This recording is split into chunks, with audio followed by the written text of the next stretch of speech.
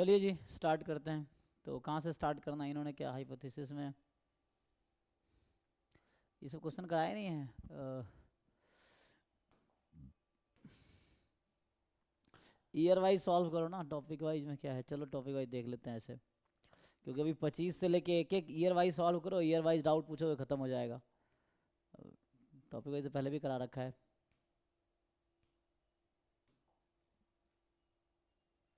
सही गेट का है।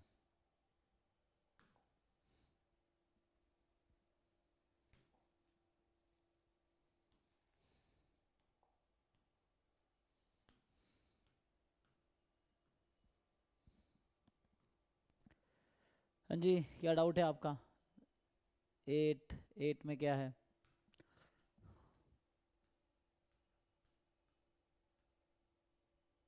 यानी मैक्सिमाइज करना था, क्वेश्चन कराया नहीं है।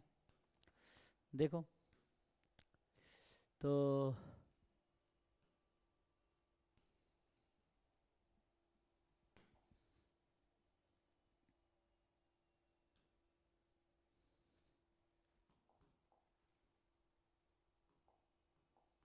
ठीक है, पीवाई क्यू पहले ये यूनिट सारे यूनिट वाइज जो पीवाई क्यू उसको कंप्लीट कर लो, ईयर वाइज भी सॉल्व करो, जो डाउट है वो पूछो।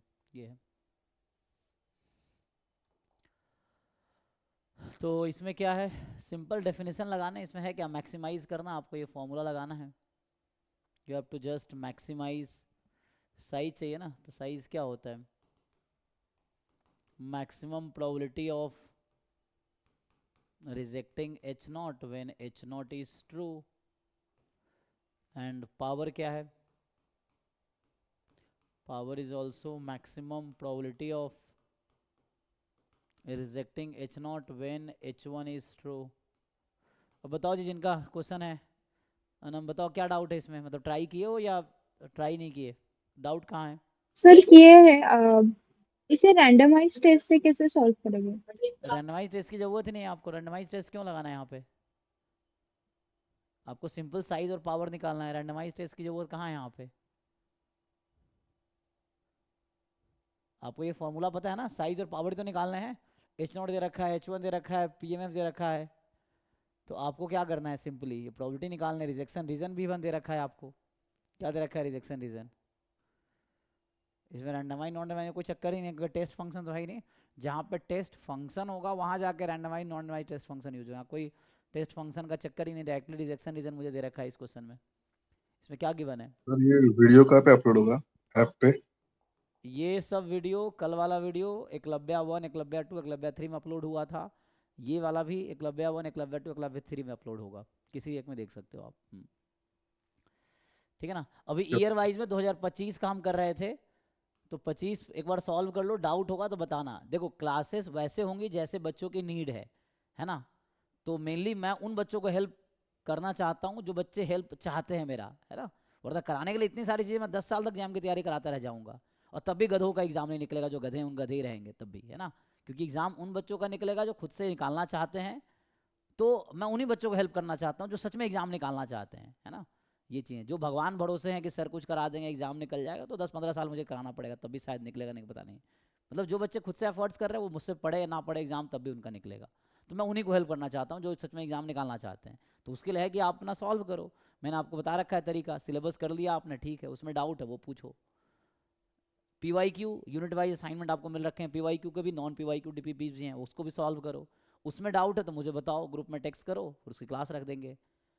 ईयर वाइज पीवाई क्यू करना था, तो ईयर वाइज ऑलरेडी 25 का मैंने कराए हैं। उसमें अगर डाउट है तो बोलो, फिर उसका क्लास रखेंगे। नहीं तो 24 तक का सॉल्यूशन ऑलरेडी ऐप पे भी है, यूट्यूब पे भी है। तुम जस्ट गूगल सर्च कर लो मैथ स्टैट्स के नाम से, पीवाई क्यू सोल्यूशन जैम का, तुम्हें यूट्यूब पे सारे सॉल्यूशन मिल जाएंगे। 2005 से 2024 तक का, 25 का मैं अभी करा रहा हूँ। तो एक दो क्लासेस हुई थी, उसमें भी किसी को डाउट था नहीं, तो मैंने फिर स्टॉप कर दिया, है ना। तो मतलब कहने का मतलब मैं वही कराऊंगा जो तुम्हारी नीड है, ज़रूरत के हिसाब से। मैं कुछ भी करा, क्या फ़ायदा कुछ भी कराने का, है ना। वो चीज़ें हैं। तो जैसे आप जो बच्चे एग्जाम सच में निकालना चाहते हैं, तो आप देखो आपको क्या हेल्प चाहिए। सिलेबस में कोई टॉपिक रिवाइज कराना है, नहीं समझ आया तो दोबारा करा सकते हैं, कोई दिक्कत नहीं है। वो है पी वाई क्यू सॉल्व करो, topic wise year wise. Topic wise ये टॉपिक वाइज ओपन किया हमने, तो इस तरह से हर टॉपिक का टॉपिक वाइज असाइनमेंट है, इसको सॉल्व करो, एक एक करके निपटा लो। फिर ईयर वाइज पेपर है आपके पास 25, 24, 23 एज ए मॉक टेस्ट बैठ कर सॉल्व कर लो। Even year wise paper app पे भी अपलोडेड है, टेस्ट में भी, मॉक टेस्ट में भी अपलोडेड है, तो उसको भी सॉल्व कर सकते हो। मतलब वो भी कि जिनको नीड हेल्प की ज़रूरत है तो उनके लिए बस क्लासेस वैसे चलेंगी जैसे आपकी नीड है। किसी को कोई ज़रूरत नहीं होगा तो क्लासेस बंद हो जाएंगे। ये चीज़ें हैं। और सर स्टोकेस्टिक प्रोसेस के रिलेटेड क्वेश्चन और कहाँ पर मिलेंगे? गेट के पीवाईक्यूज में है। हाँ कोई और बात नहीं, 1 by 1 ही होगा ना। तो वही कह रहा हूँ, आप जो भी आपके ज़रूरत है आप एक डायरी बनाओ, उसमें लिखो, मतलब जो भी है ना। और 1 by 1 चीज़ें होंगी, कोई ऐसा तो नहीं होगा एक दिन में सब कुछ हो जाएगा। तो वो है कि आपको जो भी डाउट है, जो भी कंसर्न है, उसको लिखो और 1 by 1 उनको हम सॉल्व करेंगे। जैसे अभी हाइपोथेसिस का चल रहा है तो हाइपोथेसिस वाले कंप्लीट कर लो, है ना, ये है। फिर स्टोकेस्टिक का है तो अभी टाइम बचेगा, अभी कर लेंगे, नहीं तो फिर कल करेंगे। लेकिन फ़ायदा ये होगा कि पहले से डिसाइडेड रहेगा तो बाकी लोग भी कर पाएंगे ना, वरना सबका अपना अपना डायरेक्शन होगा। तो इसलिए जिनको जो भी कंसर्न है आप ग्रुप में पोस्ट करो। जैसे कल लोगों ने डिसाइड किया कि हाइपोथेसिस टेस्टिंग का मैंने वो करवा दिया, थ्योरी करवा दिया। अब आज है कि भाई पीवाईक्यू जैम गेट नेट का करके आए हो, कल मैंने बताया था क्लास में, तो वो करके आओ। तो ये था, डिस्कस हुआ था। फिर आज एंड में आप ये डिसाइड कर लेना है कल क्या करना है। तो उससे ये होगा कि सब लोग वो अपना, जो बच्चे सिंसियर एटलीस्ट हैं वो करके आएंगे, फिर अपना पूछेंगे, इस तरह से है। तो अभी हाइपोथेसिस टेस्टिंग की आज क्लास डाउट है तो जो भी जैम गेट नेट जिनके पीवाईक्यूज में या नॉन पीवाईक्यू में कहीं भी कुछ डाउट है तो पूछ लो, वैसा है। फिर मॉक टेस्ट डिस्कशन भी होगा। अब जो बच्चे मॉक टेस्ट कर रहे हैं, अब बताओ मॉक टेस्ट कौन से टेस्ट का डिस्कशन रखना है, तो उस टेस्ट का डिस्कशन रखेंगे, क्योंकि फुल लेंथ का सबका सॉल्यूशन है ही। यूनिट वाइज में भी कुछ का सॉल्यूशन है, कुछ का नहीं है। तो जिसका नहीं है आप बताओ कि मैंने ये टेस्ट अटेम्प्ट किया, मुझे ये डाउट है, उसका क्लास रखेंगे। ये चीज़ें हैं। तो उसके लिए ग्रुप में पोस्ट करो so that others will also know कि क्या होने वाला है नेक्स्ट क्लास में। ये है।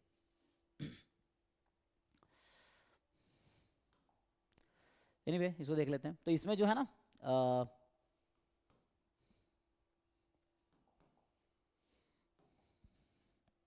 तो इसको देखो सॉल्व कर लो सिंपल। हमें क्या क्वेश्चन में गिवन है, एक एक्स रैंडम वेरिएबल है जिसका पीएमएफ गिवन है, 1 2 3 पे हमें पीएमएफ दे रखा है। अब बता रखा है कि alpha 1 more than equal to 0 है, अल्फा 2 भी मोर देन इक्वल टू 0 है, और ये अननोन पैरामीटर है। सच दैट ये फिक्स है कि alpha 1 plus alpha 2 less than equal to 1 है। दोनों पॉजिटिव है, मतलब alpha plus alpha 2, alpha 1 plus alpha 2 0 1 के बीच है। फॉर टेस्टिंग एच नॉट, तो एच नॉट जो है उसमें है alpha 1 plus alpha 2 is equal to 1। H1 है alpha 1 is equal to alpha 2 is equal to 0, यही है। एंड रिजेक्शन रीजन क्या है, सपोज द क्रिटिकल रीजन। अब ये ऐसा है, reject H not if C है 0 3, तो X बिलोंग्स टू 2 3, तो X की वैल्यू 2 या 3 है तो H नॉट रिजेक्ट हो जाएगी, ये है। और सपोर्ट X का 1 2 3 है। तो अब आपसे पूछ ये रहा है कि इस क्वेश्चन में क्रिटिकल रीजन के पास साइज क्या है, पावर क्या है। तो क्रिटिकल रीजन भी पता है तो साइज का फॉर्मूला लगा लेते हैं, तो ये है। So maximum probability of rejecting H not, मतलब x बराबर 2 और x बराबर 3 की प्रोबेबिलिटी निकालनी है when H naught is true. H not में क्या दे रखा है कि अल्फा 1 प्लस अल्फा 2 इज 1। अब ये निकालो, इसकी मैक्सिमम प्रोबेबिलिटी निकालो। तो मैक्सिमम प्रोबेबिलिटी, तो 2 3 पे प्रोबेबिलिटी देखो क्या है, 2 पे क्या है, 3 पे क्या है, ऐड कर लो और उसमें इस पे मैक्सिमाइज करना है। तो कहने का मतलब ये हो गया, maximize over alpha 1 plus alpha 2 is equal to alpha 1 plus alpha 2 is equal to 1 and x बराबर 2 3, मतलब 2 फिर 3 प्रोबेबिलिटी लिख लो क्या है। तो 2 पे प्रोबेबिलिटी जो है 2, इसको ऐड करके बताओ, प्रोबेबिलिटी एट 2 प्रोबेबिलिटी एट 3, इसको सिंपली ऐड करके सिंपलीफाई करके बताओ, जिनका डाउट है वो बताओ। 1 माइनस अल्फा 1 बाई 2 आ जाएगा। सो 1 माइनस अल्फा 1 बाई 2, ये आ रहा है। हाँ ओके ठीक है। तो 1 minus alpha 1 is kind of, यहाँ से अगर देखेंगे, क्योंकि ये कंडीशन मैंने यहाँ इसलिए लिखा क्योंकि गिवन है, तो मैक्सिमाइज करना ओवर दिस कंडीशन। तो अब 1 माइनस मतलब कहीं तो कहीं, अल्फा 1 इज इक्वल टू 1 आ जाएगा। सो 0 maximum probability of alpha 2 upon 2 हो जाएगा ये, तो क्योंकि 1 माइनस अल्फा तो अल्फा 2 ही है यहाँ से, 1 माइनस अल्फा 1, तो ये हो गया। अब अल्फा 1 प्लस अल्फा 2 जो था वो आपका 1 था, और हमें इसको मैक्सिमाइज करना है। और alpha 1 in general more than equal to 0 है, alpha 2 in general more than equal to 0 है, अल्फा 1 प्लस अल्फा 2 0 और 1 के बीच है, ये चीज़ है, ऐसा है। तो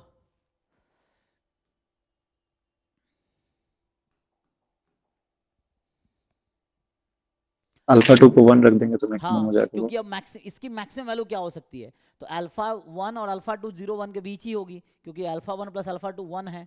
तो इसमें हम मैक्सिमम अल्फा 2 जो ले सकते हैं वो क्या ले सकते हैं, 1। तो ये 1/2 आ जाएगा। तो अल्फा 2 जो मैक्सिमम हो सकता है वो 1/2 है।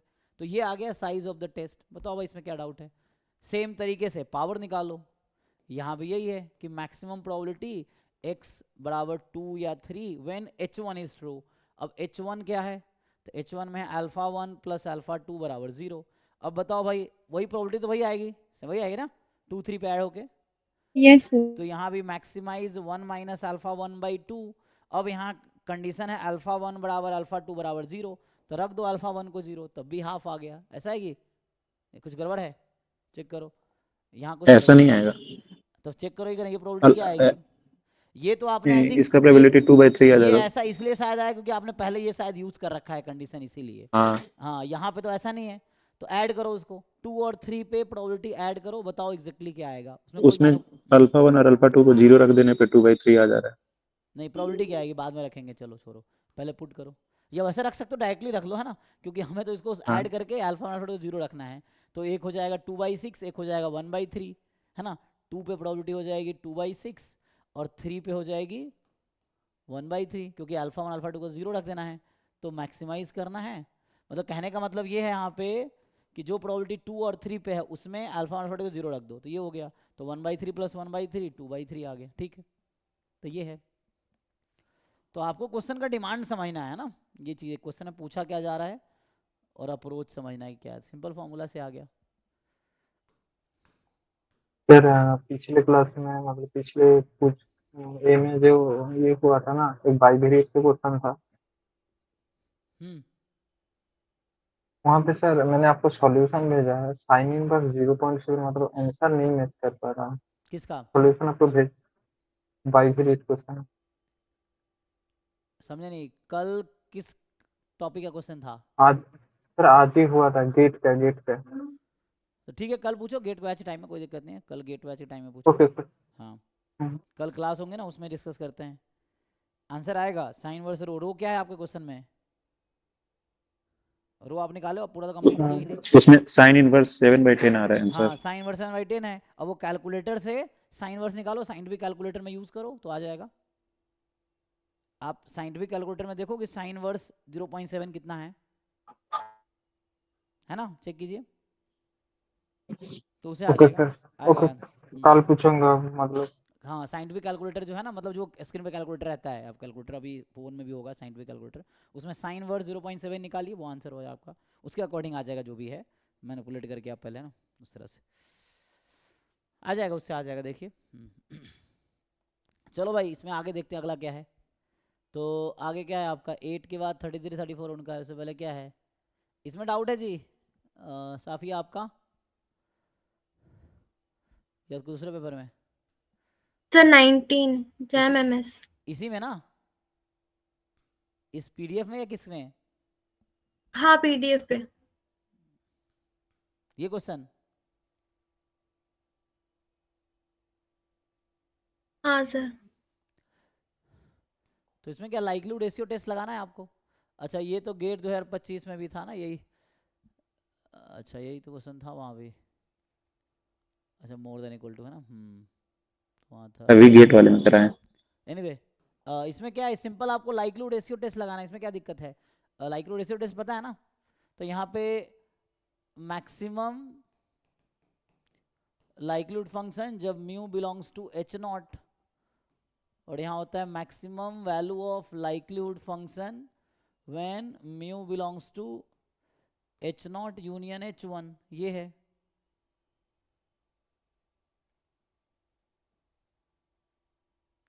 और ये less than equal to k हो जाएगा। तो ये क्रिटिकल रीजन है, साइज अल्फा बाद में चेक कर लेंगे, तो इसमें चेक करो। अभी अब लाइक्लीहुड फंक्शन निकालोगे वो इंक्रीजिंग फंक्शन होगा, तो यहाँ पे जो लाइक्लीहुड फंक्शन आएगा वो कितना आएगा, e की पावर n म्यू और e की power minus summation X I, और यहाँ x more than equal to mu है, तो मतलब यहाँ पे mu less than equal to each X I, तो first order statistic.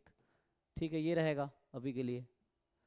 i from 1 to 5 है, मतलब n 5 है, सो n है। तो क्या इसमें दिक्कत क्या आती है? ये है कि अब h नॉट में आपके पास म्यू 0 से 1 है, और ये लाइक्लीहुड फंक्शन आप चेक करोगे इंक्रीजिंग फंक्शन है म्यू के रेस्पेक्ट में, तो ये मैक्सिमम तब होगा,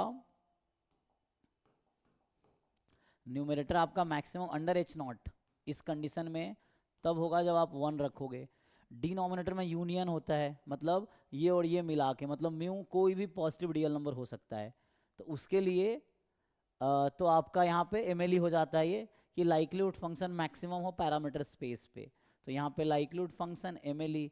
अब मुझे बताओ इसमें एमएलई क्या आएगा, इस वाले पीडीएफ में म्यू का एमएलई क्या आएगा? What is MLE of mu in this PDF? Mu का हाईएस्ट वैल्यू जो होगा। कैसे पता आपको? ऑर्डर स्टैट मतलब उसमें फर्स्ट बताओ, ऑर्डर स्टार्ट हो जाएगा, स्टैटिस्टिक बताओ एमएलई क्या है। First order start. तो ये फर्स्ट ऑर्डर स्टैटिस्टिक आ जाएगा। तो यहाँ पे ये है लेस देन इक्वल टू के, अभी k1 ले लो, तो likelihood function eight 1, likelihood function at first order statistic, यही एमएलई यहाँ से सॉल्व करोगे तो एमएलई आएगा, जो म्यू की highest value first order statistics है ना यहाँ पे, तो क्योंकि म्यू तो 0 से लेके फर्स्ट ऑर्डर स्टैटिस्टिक तक है, ठीक है, तो 0 से फर्स्ट ऑर्डर स्टैटिस्टिक तक है, तो ये हो जाएगा less than equal to k1। अब इसको सिंप्लीफाई करो, अब जहाँ लाइक्लीहुड फंक्शन ये जो है ना, एक बार म्यू को हटा के 1 रखो, एक बार म्यू को हटा के फर्स्ट ऑर्डर स्टैटिस्टिक रखो, इससे आंसर आ जाएगा। तो जहाँ जहाँ म्यू है 1 रखो, तो e की पावर n तो हमारे क्वेश्चन में 5 है, तो मतलब e की पावर 5 और e की power minus summation X I upon, उसको लिखने जो होते हैं वहाँ पे ना, तो e की power n into first order statistics, n तो यहाँ 5 है, तो e की power 5 into first order statistic and e की पावर माइनस समेसन एक्स आई, ये हो जाएगा less than equal to k1। अब इसको सिंप्लीफाई कर लो, आ जाएगा क्रिटिकल रीजन, फिर उसमें साइज हमें दे रखा है अल्फा, तो अल्फा के टर्म में c की वैल्यू आ जाएगी, करो उसको क्रॉस मल्टीप्लाई करो, तो यहाँ से ये और ये तो कट गया, अब क्रॉस मल्टीप्लाई कर लो ठीक से, तो क्या होगा, जैसे भी सिंप्लीफाई करो फाइनली आएगा क्या बताओ, सिंप्लीफाई करके एट द एंड क्या मिलेगा, first order start greater than C, greater equal to C for some C, जो कि k1 के टर्म में आया होगा, तो ये हो गया क्रिटिकल रीजन। तो हमारा फाइनली जो क्रिटिकल रीजन आया, reject H not if first order statistics is more than equal to C for some C, ये आ गया। तो ये अब साइज अल्फा दे रखा है, तो कि ये सब्जेक्टिव क्वेश्चन है तो डिराइव करना पड़ रहा है वहाँ पे, तो अब अल्फा यूज़ कर लो, डेफिनेशन यूज़ कर लो, तो यहाँ होगा कि इस सी की वैल्यू अल्फा के टर्म में कुछ आ जाएगी, तो ये जो सर अल्फा, वहाँ L1 कैसे आया, हाँ वो L1 कैसे आया हाँ न्यूमरेटर में आपको L1? इस इंटरवल पे मैक्सिमाइज करना है, तो यहाँ एच नॉट में म्यू की वैल्यू कहाँ से कहाँ तक हो सकती है? न्यू सर 1 से इंफिनिटी। उल्लू, एच नॉट में क्या लिखा हुआ है? अरे नहीं, एच नॉट में लिखा क्या है, what is H not? Less than 1 है, लेस देन, हाँ, और एच नॉट कहाँ से स्टार्ट हो रहा तो है म्यू माइनस आपका? 0 से स्टार्ट हो 0 रहा है, से 0 से तो 1। एच नॉट में है कि म्यू की वैल्यू 0 से 1 में ही लेना है। अब आपको लाइक्लीहुड फंक्शन को मैक्सिमाइज करना है 0 से 1 के इंटरवल में, तो बताओ what is the Okay. Point of maxima? तो मैं कह रहा हूँ 1 is the point of maxima. अब डिसाइड करो क्यों, क्योंकि ये इंक्रीजिंग फंक्शन है म्यू के रेस्पेक्ट में, तो इंक्रीजिंग फंक्शन है तो म्यू की हाईएस्ट वैल्यू जो होगी उसी में मैक्सिमम मिलेगी, और एच नॉट में हाईएस्ट वैल्यू म्यू की 1 हो सकती है, ठीक है। लाइक्लीहुड फंक्शन को मैक्सिमाइज करना था एच नॉट में, तो एच नॉट में म्यू मैक्सिमम 1 हो सकता है, तो लाइक्लीहुड फंक्शन मैक्सिमम होगी जब म्यू को हम 1 रखेंगे, क्योंकि लाइक्लीहुड फंक्शन इंक्रीजिंग फंक्शन है म्यू के रेस्पेक्ट में। इंक्रीजिंग क्यों है, एल डैश म्यू निकाल लो, पॉजिटिव आएगा ये। एनीवे तो यहाँ से आ जाएगा आपके पास x1 more than equal to c, alpha is rejecting h naught when h naught is true, तो h नॉट फिर से यहाँ भी मैक्सिमाइज, क्योंकि अब ये h नॉट तो कंपोजिट हो गया, तो मुझे फिर यहाँ भी मैक्सिमाइज करना पड़ेगा, तो यहाँ लगा दो वर्ड मैक्सिमम, मुझे लगता है 1 ही रखना पड़ेगा, तो मैक्सिमम। अब यहाँ जो म्यू है फिर से म्यू एच नॉट वाला यूज करना पड़ेगा, है ना, when H naught is true. अब निकालो ये प्रोबेबिलिटी, तो यहाँ से आ जाएगी सी की वैल्यू, ठीक है भाई, इसको यूज करो, अब इसको थोड़ा सर सिंपलीफाई करो। हाँ जब कंपोजिट हाइपोथेसिस होता है तब हम मैक्सिमम यूज करते हैं। हाँ जनरली, क्योंकि सिंपल में ना मैक्सिमम यूज करने का नीड ही नहीं है। नीड क्यों नहीं, क्योंकि एक ही पॉइंट है, तो हम कंपेयर किसके साथ करेंगे, तो उसी पे मैक्सिमम हो जाएगा, इसलिए मैक्सिमम लिखते नहीं है वहां भी मैक्सिमम ही। लेकिन सिंपल में मैक्सिमम का कोई रेलिवेंस नहीं है वहां पे, क्योंकि अब यहाँ पे म्यू की बहुत सारी वैल्यू है, तो मुझे अब ये डिसाइड करना पड़ेगा कौन से वाले म्यू के लिए मैक्सिमम है वो यूज होगा, इसलिए मैक्स लिख रहे हैं यहाँ पे। सिंपल में नहीं लिखते हैं क्योंकि उस मैक्स का कोई रोल ही नहीं है उस क्वेश्चन में, क्योंकि फिक्स वैल्यू है तो वही पुट करना पड़ेगा, इसीलिए मैक्स है वहां भी लेकिन उसका रेलिवेंस नहीं है वहां सर पे। ठीक है। तो पे डिनोमिनेटर पे एल म्यू म्यू वन लिया करते थे, यहाँ पर हम क्यों नहीं मतलब एच नॉट और एच वन का। नहीं नहीं, आपने पढ़ा ठीक से, लाइक्लीहुड रेशियो टेस्ट आपको याद नहीं है। आपको जो याद है वो सिंपल वर्सेस सिंपल में वो होता है, जो आप कह रहे हैं ना वो एलआरटी सिंपल, वो एनपी लेमा है ना। उसमें ये होता है कि एच नॉट अगर है म्यू बराबर mu naught against H one है म्यू बराबर म्यू वन, है ना। तो इसमें ये होता है कि reject H not if likelihood function at mu naught upon likelihood function at mu one less than equal to K. तो ये है ओनली सिंपल वर्सेस सिंपल के लिए, लेकिन इन जनरल आप लाइक्लीहुड रेशियो टेस्ट देखो तो ये है simple versus composite, composite versus composite के लिए ये है। तो यहाँ चूंकि कंपोजिट वर्सेस कंपोजिट है, ये भी कंपोजिट है और ये भी कंपोजिट है, तो कंपोजिट वर्सेस कंपोजिट है तो उसके लिए है ये। और ये सिंपल वर्सेस सिंपल के लिए, यही एनपी लेमा है कि ये मोस्ट पावरफुल क्रिटिकल रीजन है ना, ये जो स्टेटमेंट है मोस्ट पावरफुल क्रिटिकल रीजन ये एनपी लेमा है। तो ये जो है नीमन पियर्सन लेमा ये कहता है कि this is the most simple versus simple के लिए ये क्रिटिकल रीजन लेना है। इन जनरल यही स्टेटमेंट आप किसी भी बुक में देख लो, लाइक्लीहुड रेशियो टेस्ट एक थ्योरम है ना, जो कहता है कि in general this is the critical region. तो यहाँ एच नॉट यूनियन सर एच वन ही होगा, मतलब पूल पैरामीटर स्पेस होगा डिनोमिनेटर में, ये है। सर एनपीली में तो यूनिकनेस का कोई गारंटी नहीं देता है, बिकॉज वहाँ पे नहीं, सफिशिएंट स्टैटिस्टिक्स होता साइज है। अगर फिक्स है तो सफिशिएंट हो स्टेट जाएगा। ओके। अगर साइज फिक्स कर रखा है ना, लेवल फिक्स है तो जरूरी नहीं यूनिक होगा, क्योंकि साइज वैरी कर सकता है ना। एक फिक्स साइज के लिए यूनिक क्रिटिकल रीजन, क्योंकि वो देता है ना एमपी टेस्ट है, uniformly most powerful critical reason आएगा ना, तो यूनिफॉर्म हर सर अल्फा और के लिए अलग अलग क्रिटिकल रीजन मिलेगा, मतलब डिफरेंट अल्फा के लिए डिफरेंट क्रिटिकल रीजन आपको मिलेगा, ये है।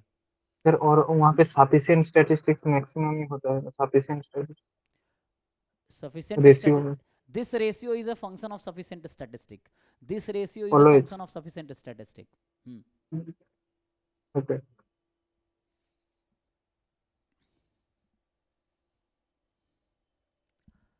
आगे कर पाओगे जी, करो इसकी प्रोबेबिलिटी निकालो। ये तो ऐसा आ गया ना, ऑर्डर स्टैटिस्टिक्स आ गया, हाँ सर हो तो जाएगा। यहाँ से थोड़े प्रोबेबिलिटी निकालो, फर्स्ट ऑर्डर स्टैटिस्टिक्स का पीडीएफ निकालो सी से लेके, है ना, जहाँ तक भी इंटीग्रेट करो उसके अकॉर्डिंग थोड़ा से सॉल्व करना पड़े। क्योंकि ऑब्जेक्ट सब्जेक्टिव तब आता था तब आपको देखना चाह रहा, अब ऑब्जेक्टिव में थोड़ा चेंज होकर आएगा, बट अप्रोच ये है। तो यहाँ से होगा क्या, सी हमारा आ जाएगा सम फंक्शन ऑफ अल्फा, है ना, मान लो सम एच ऑफ अल्फा आ जाएगा, है ना, सम कांस्टेंट आ जाएगा, या सी ऑफ अल्फा लिख दो, तो ये सी जो होगा सी ऑफ अल्फा होगा, मतलब अल्फा के टर्म में कुछ आएगा, ये है। तो नेक्स्ट क्या है, 22 फिर 22 फिर 33। हाँ सो सर इसका क्रिटिकल रीजन मैंने निकाल लिया है, बट वो इसके बाद आंसर से कैसे मैच किया जाए वो नहीं समझ आ रहा है। देखते हैं चलिए। तो इसमें जो है कि तो हमें तो consider the normal population with unknown mean mu variance sigma square 9 है ना, and H not H one है, और ये सैंपल साइज 100 है, मतलब ऐसा है x1 x2 x100।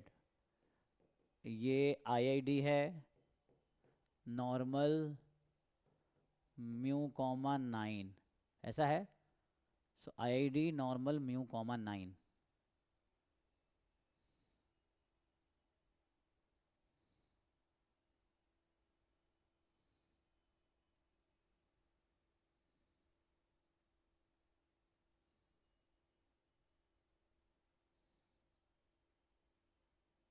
ये और आपका जो एच नॉट जो क्वेश्चन में है म्यू बराबर 0 अगेंस्ट h1 है म्यू नॉट 0। तो इसका क्रिटिकल रीजन ऐसे भी हम जानते हैं, तो इन्होंने दे भी रखा और ऐसे हम जानते भी हैं, है ना।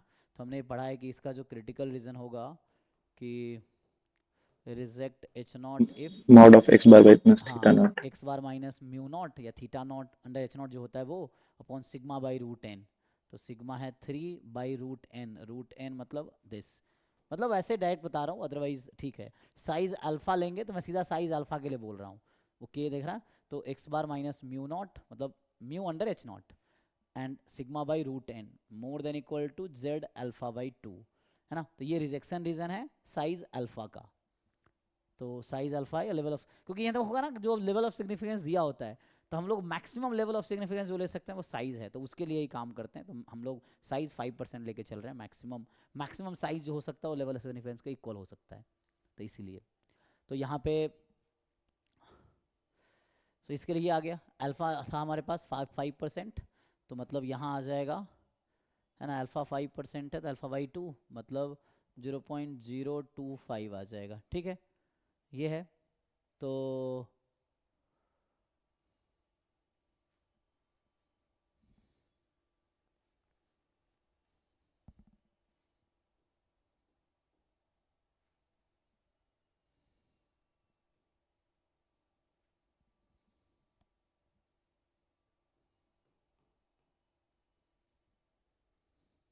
यहाँ तक ओके। अब देखो तो के यहाँ से मतलब के जो उन्होंने दे रखा वो के यहाँ से निकल आएगा, है ना।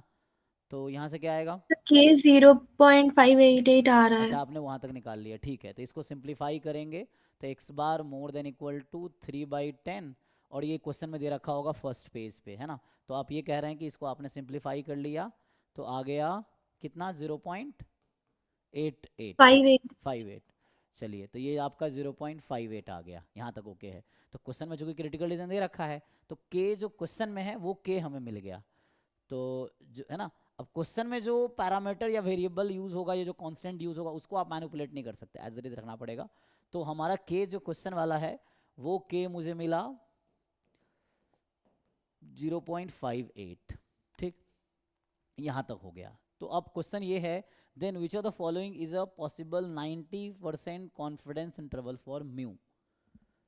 90% कॉन्फिडेंस इंटरवल फॉर म्यू, तो वैसे फॉर्मूला क्या होता है, लेकिन फॉर्मूला यहाँ लगाएंगे तो हमें वो नहीं पता ना, एक्स बार नहीं पता। अगर फॉर्मूला आप लिखेंगे भी तो होता क्या है, क्योंकि म्यू सिग्मा तो नोन है, तो X bar minus sigma upon root N Z alpha by 2 से X bar plus sigma by root N Z alpha by 2, यही होता है। तो अगर आप यहाँ ये यूज़ करेंगे तो एक्स बार आपको नहीं पता है तो, और सिग्मा आपको पता है कि 3 है, रूट एन पता है 10 है, तो ये कितना है, अच्छा यही तो था वो 0.58 ही होगा ना, ये तो के ही तो है, ये यही अच्छा के यही होगा, के यही यही के होगा सर। हाँ कितना होगा ये 0.58 ही होगा ना ये तो, क्योंकि जी हाँ के वही तो बनना है, सिग्मा बाई रूट एन ही तो था के वहाँ पे, और इंटू जेड अल्फा बाई 2, जी सर यही हुआ। ठीक है। हाँ तो यहाँ तक आ गया एक्स बार प्लस 0.58, ये है आपका। अब आप सोचो क्या होगा, तो यहाँ पे जो है, ठीक है यहाँ तक। अब ये वैल्यू क्या हो सकती है इनमें से ये देखना है, तो मतलब इन्होंने ओपन लिया, कोई दिक्कत नहीं, आप ओपन लोगे कोई दिक्कत नहीं है, ठीक है। सो क्वेश्चन के ज़रूरत के हिसाब से ओपन इंटरवल लेते हैं। अब देखना है ये वाला इंटरवल इन चारों में से कौन सा हो सकता है, आपको ये देखना है। एक्स बार को सर 0 लेंगे तो नहीं, एक्स बार को 1 लेंगे तो ये ऑप्शन हो जाएगा। 1 लेंगे तो क्या 1 हो सकता है एक्स बार, ये सोचना है। हाँ जैसे हाँ चारों ऑप्शन क्योंकि में पुट करके देखो तो ये पहला ऑप्शन बनने के लिए एक्स बार को 1 होना पड़ेगा, ये कह रहे हो ना आप। तो ए में ये ऑप्शन ए के इक्वल करेंगे अगर हम, तो एक्स बार को क्या होना पड़ेगा 1, ये कह रहे हो आप, ठीक है। हाँ ये ऑप्शन को बी होने के लिए ये ऑप्शन बी ऑप्शन के इक्वल कर दो, तो एक्स बार को क्या होना पड़ेगा, तो यूनिक एक्स बार मिलेगा ही नहीं, तो मतलब ये ऑप्शन ऐसे ही गलत हो जाएगा, क्योंकि एक्स बार तो कॉमन है ना, तो यहाँ कॉमन मिलना चाहिए। मतलब इस नंबर को इसके इक्वल पुट करो, इस नंबर को इसके इक्वल पुट करो, दोनों एंड को, तो एक्स बार तो कॉमन वैल्यू मिलना चाहिए, क्योंकि एक्स बार तो एक ही है, कॉमन है। तो एक्स बार की वैल्यू दोनों साइड से सेम, दोनों इक्वेशन से सेम आना चाहिए, कॉमन नहीं मिलेगा ना, तो बी तो ऐसे ही आउट हो गया।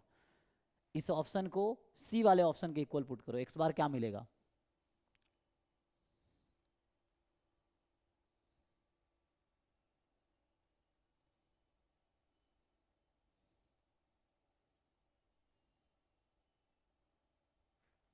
ये x बार एग्जैक्ट 1 होगा फर्स्ट ऑप्शन, एग्जैक्ट 1 तो नहीं लग रहा है।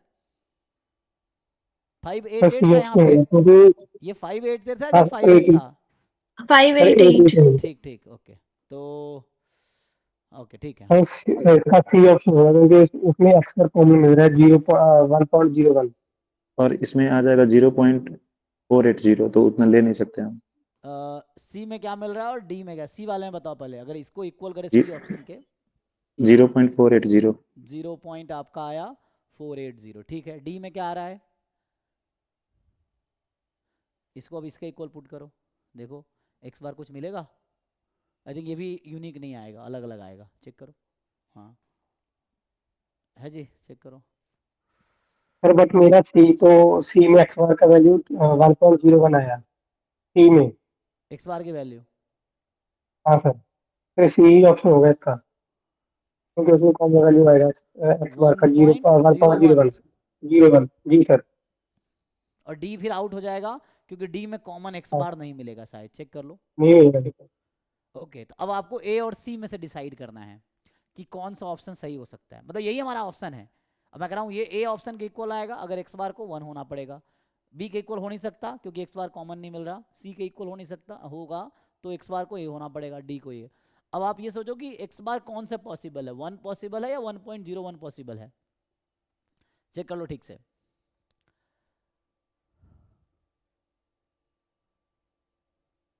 तो इसमें क्या पॉसिबल है? तो आप देखो आपका क्या था कि ये जो रिजेक्शन रीजन है मॉड एक्स बार जो है वो क्या था, 0.058 से ज़्यादा होना चाहिए।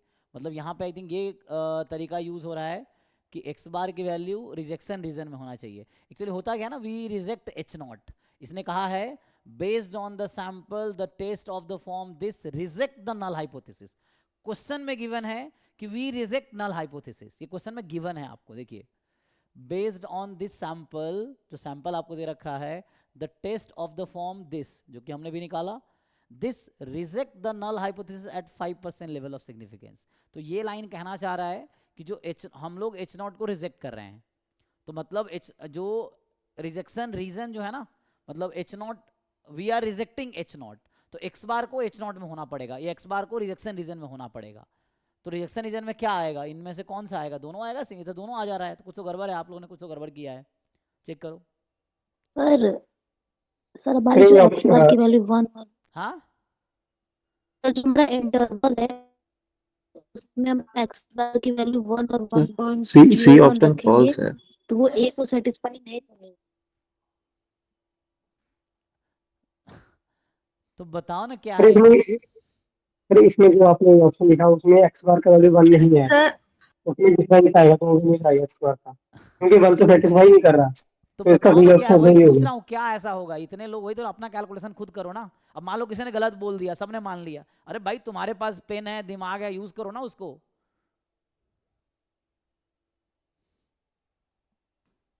सर हम अगर रिजेक्ट कर रहे हैं एच नॉट को, इसका मतलब हमारा म्यू 0 नहीं हो सकता है। तो नहीं मुझे नहीं ऐसा वो लग नहीं रहा है है, कि हमारे इंटरवल में हाँ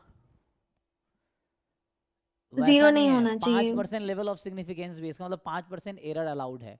तो यहाँ पे रिजेक्ट एच नॉट का मतलब ये है कि जो एक्स बार है ना, वो एक्स बार को रिजेक्शन रीजन में होना पड़ेगा। तो एक्स बार की वैल्यू इसमें होगी, या तो एक्स बार 0.058 से ज़्यादा होगी, या फिर अगर इसको और ठीक से लिखे तो ये कहना चाह रहा है कि जो एक्स बार है या तो मोर देन इक्वल टू 0.588 होगा, या फिर x bar less than equal to minus 0.588 होगा। तो ये कहना चाह रहा है क्योंकि हमने h नॉट को रिजेक्ट किया है, तो मतलब x बार इस इंटरवल में है। तो आपको म्यू के बारे में नहीं सोचना, अब x बार के बारे में सोचना है कि हमें बता रखा है h नॉट रिजेक्ट हो रहा है, तो मतलब x बार की वैल्यू रिजेक्शन रीजन में होगी। रिजेक्शन रीजन में ये रिजेक्शन रीजन है आपका।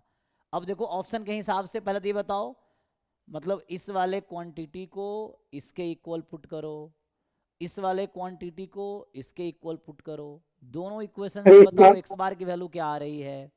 सर 0.1 आ रहा है ये ऑप्शन में। 0.1 आ रहा है। जी सर बट वो तो एक्स बार का रिजेक्शन रीजन को सेटिस्फाई नहीं करेगा इसलिए रॉन्ग हो जाएगा ये ऑप्शन। अब इन दोनों में से ये देखना है कि कौन सी वैल्यू रिजेक्शन रीजन में है। ये जो ए और सी आया है, ये ए ऑप्शन है, जब x बार 0.1 है, क्या ये x बार रिजेक्शन रीजन में है या नहीं है, क्वेश्चन ये है। नहीं सर। तो ये आउट हो गया। नहीं। क्या ये रिजेक्शन रीजन में है, जी सर होगा। तो ये सही है, हो गया।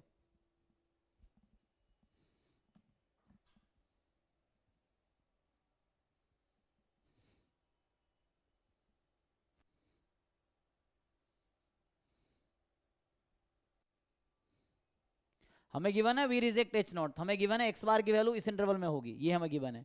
तो एक्स बार यहाँ जो लेंगे, जो एक्स बार आएगा ऑप्शन के हिसाब से वो इसमें आना चाहिए, तो वो सिर्फ सी ऑप्शन में आ रहा है।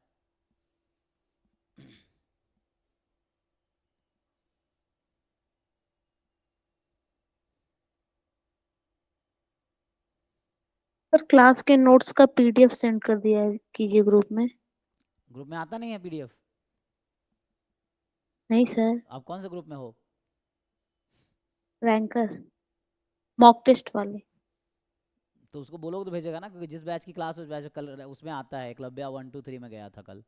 तो जिसमें नहीं आता ग्रुप में लिखो ना, उसमें लिखो, ग्रुप में जो भी कंसर्न है ग्रुप में लिखो, कोई ना कोई आपको हेल्प करेगा, बच्चा हेल्प करेगा, कोई टीम का मेंबर हेल्प करेगा, है ना।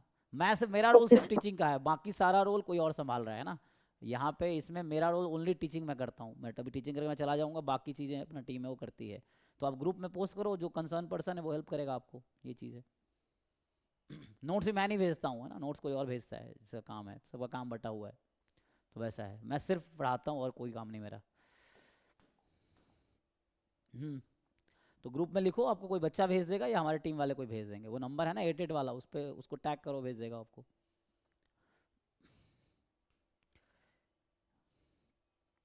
ठीक है जी। सो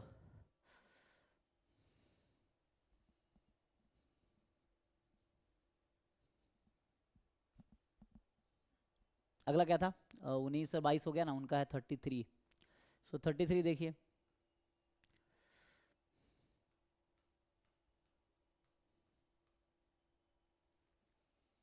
ये भी सिंपल है, बस आपको लाइक्लीहुड रेशियो टेस्ट लगाना है ना, यही तो है। सर इसमें वाई आई क्या फॉलो करेगा डिस्ट्रीब्यूशन? जरूरत नहीं है, आप xi में आंसर निकालो, बाद में yi में चेंज कर दो।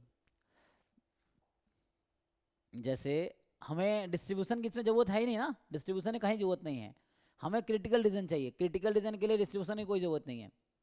तो अब आपको क्या करना है, जैसे पहले एक सैंपल दे रखा है, तो आप ये तो कर सकते हो ना, जैसे मैं आपको बोलूँ कि x1 x2 xn, ये IID है नॉर्मल थीटा कॉमा 1, अब h0 है theta is equal to 1 against h1 है theta is not equal to 1। तो पहले आप इसका क्रिटिकल रीजन निकालो, निकाल पाओगे? रिजेक्ट h0 निकालो, xi के टर्म में क्या आएगा, ये पहले सॉल्व करो। ये सिंपल क्वेश्चन है, लगाना लाइक्लीहुड रेशियो टेस्ट, जो पहले कह रहा था वही, L1 अंडर h0 L1 है, और अंडर जब सिंपल वर्सेस कंपोजिट होगा तो डिनोमिनेटर में h0 यूनियन h1, मतलब होल पैरामीटर स्पेस। तो होल पैरामीटर स्पेस पे लाइक्लीहुड फंक्शन मैक्सिमम होता है कब? जब थीटा की वैल्यू mle होती है, तो यहाँ लिखना होगा mle। अब नॉर्मल में mle क्या होता है? तो नॉर्मल में mle है x bar less than equal to k। इसको सिंप्लीफाई करो, क्या आता है क्रिटिकल रीजन? सर यहाँ पे क्रिटिकल रीजन फाइंड आउट करने एनपी लेमा नहीं यूज करेंगे? नहीं, एनपी लेमा सिर्फ सिंपल वर्सेस सिंपल में काम आता है, सर इसमें रिजेक्शन रीजन और यहाँ होगा। पे कहीं पे मोस्ट पावरफुल लिखा भी नहीं है ना, लिखा है कहीं मोस्ट पावरफुल है? एनपी लेमा तभी काम आएगा जब मोस्ट पावरफुल क्रिटिकल रीजन है और सिंपल वर्सेस सिंपल है। ये तो simple versus composite, NP lemma क्यों काम आएगा? सर इसमें रिजेक्शन रीजन होगा mod x bar minus theta greater than के। तो इसको सिंप्लीफाई करते हो तो क्या आ रहा है? Mod x bar minus theta. X bar minus theta. जी सर। थीटा क्यों आएगा? थीटा को 1 रखना है, यहाँ थीटा को एक्स बार रखना, थीटा क्यों आएगा? लाइक्लीहुड फंक्शन थीटा का फंक्शन है, तो न्यूमरेटर में थीटा जहां जहां था उसको 1 रखना था, डिनोमिनेटर में थीटा जहां जहां वहां एक्स बार रखना था, थीटा कैसे आ जाएगा? थीटा तो आना नहीं चाहिए ना, थीटा क्यों आएगा? तो टेस्ट स्टैटिस्टिक है, ये टेस्ट स्टैटिस्टिक है, मतलब स्टैटिस्टिक एस्टिमेटर, एस्टिमेटर में थीटा कहाँ से आ गया? ये तो एस्टिमेटर आएगा ना, तो एस्टिमेटर में थीटा कैसे आएगा?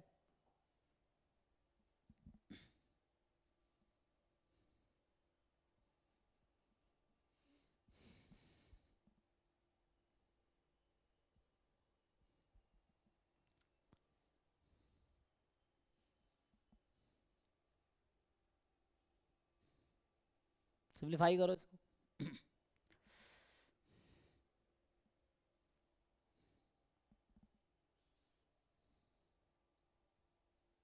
तो ये कुछ वैसा ही आएगा, समेशन एक्स आई में कर लो, एक्स बार हटा दो, समेशन एक्स आई के टर्म में लिख लो, तो एट द एंड यही आएगा। आई थिंक मुझे लग रहा है कैसा आएगा, देखो बताओ।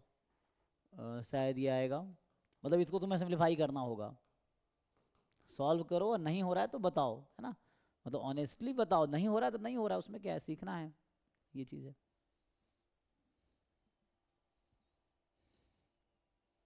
तो ये कुछ ऐसा ही आएगा, summation X I more than equal to ऐसा, लेस देन इक्वल टू, है ना, मान लो सम k1 या c1, और मतलब यूनियन है यहाँ पे, summation X I more than equal to c2, इस तरह से कुछ आएगा। अब आपको क्वेश्चन में क्या है कि बाद में कहा उसने कि एक नया सैंपल हमने y बनाया, तो जो yi है, जो yi है वो e की पावर xi है, तो xi आपका हो गया ln yi, तो रख दो xi को हटा के ln yi, तो आ गया reject h0 if summation ln yi less than equal to c1 और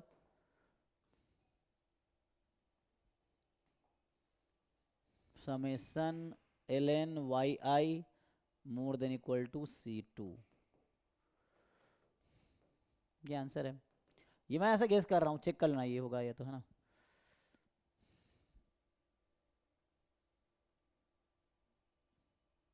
तो ये तुम आगे खुद से इसको सिंप्लीफाई करो और क्या आता है देखो, ये चीज़ है। इसमें आना, इसमें सिर्फ x bar minus one greater than के आना चाहिए था रिजेक्शन से। हाँ x bar minus one greater than के मॉड में, हाँ जी सर, आपने शुरू में पाया है उसे, उसी से मैम, जो आपने रिजेक्शन वीडियो वाला का शुरू में पाया था ना, उससे डबल साइकिल होगा तो उसमें मॉड आएगा। हाँ तो इसको सिंप्लीफाई करेंगे तो x bar minus one mod क्या आ रहा है, greater than less than, greater sir. ठीक है, तो इसको ओपन करो, तो ओपन करोगे पहले मॉड खोलो, तो x bar minus one more than equal to K, और x bar minus one less than equal to minus K, तो यहाँ से आ गया x bar more than equal to one plus K, और x बार को लिख दो summation X I upon N, N को उधर भेज दो, तो कहने का मतलब फाइनली ये और सिंप्लीफाई करोगे summation X I more than equal to c1 या पहले c2 कर दो, और यहाँ से आएगा summation X I less than equal to c1, ऐसा कर दो, क्योंकि मैं ऑप्शन में जाना चाह रहा हूँ इसलिए वैसा कर रहा हूँ। तो ये हो गया ये क्रिटिकल रीजन है जो मैंने लिखा था। अब xi को हटा के log yi कर दो, क्योंकि ये क्वेश्चन में बोला हुआ है, तो आंसर yi में चाहिए, तो बस xi की जगह log yi कर दो, तो ये आंसर है, डी ऑप्शन सही है। चूंकि मैंने सॉल्व करा रखा है पहले डाउट में, तो मुझे थोड़ा बहुत याद है इसलिए मैंने लिख दिया, उस तरह से है।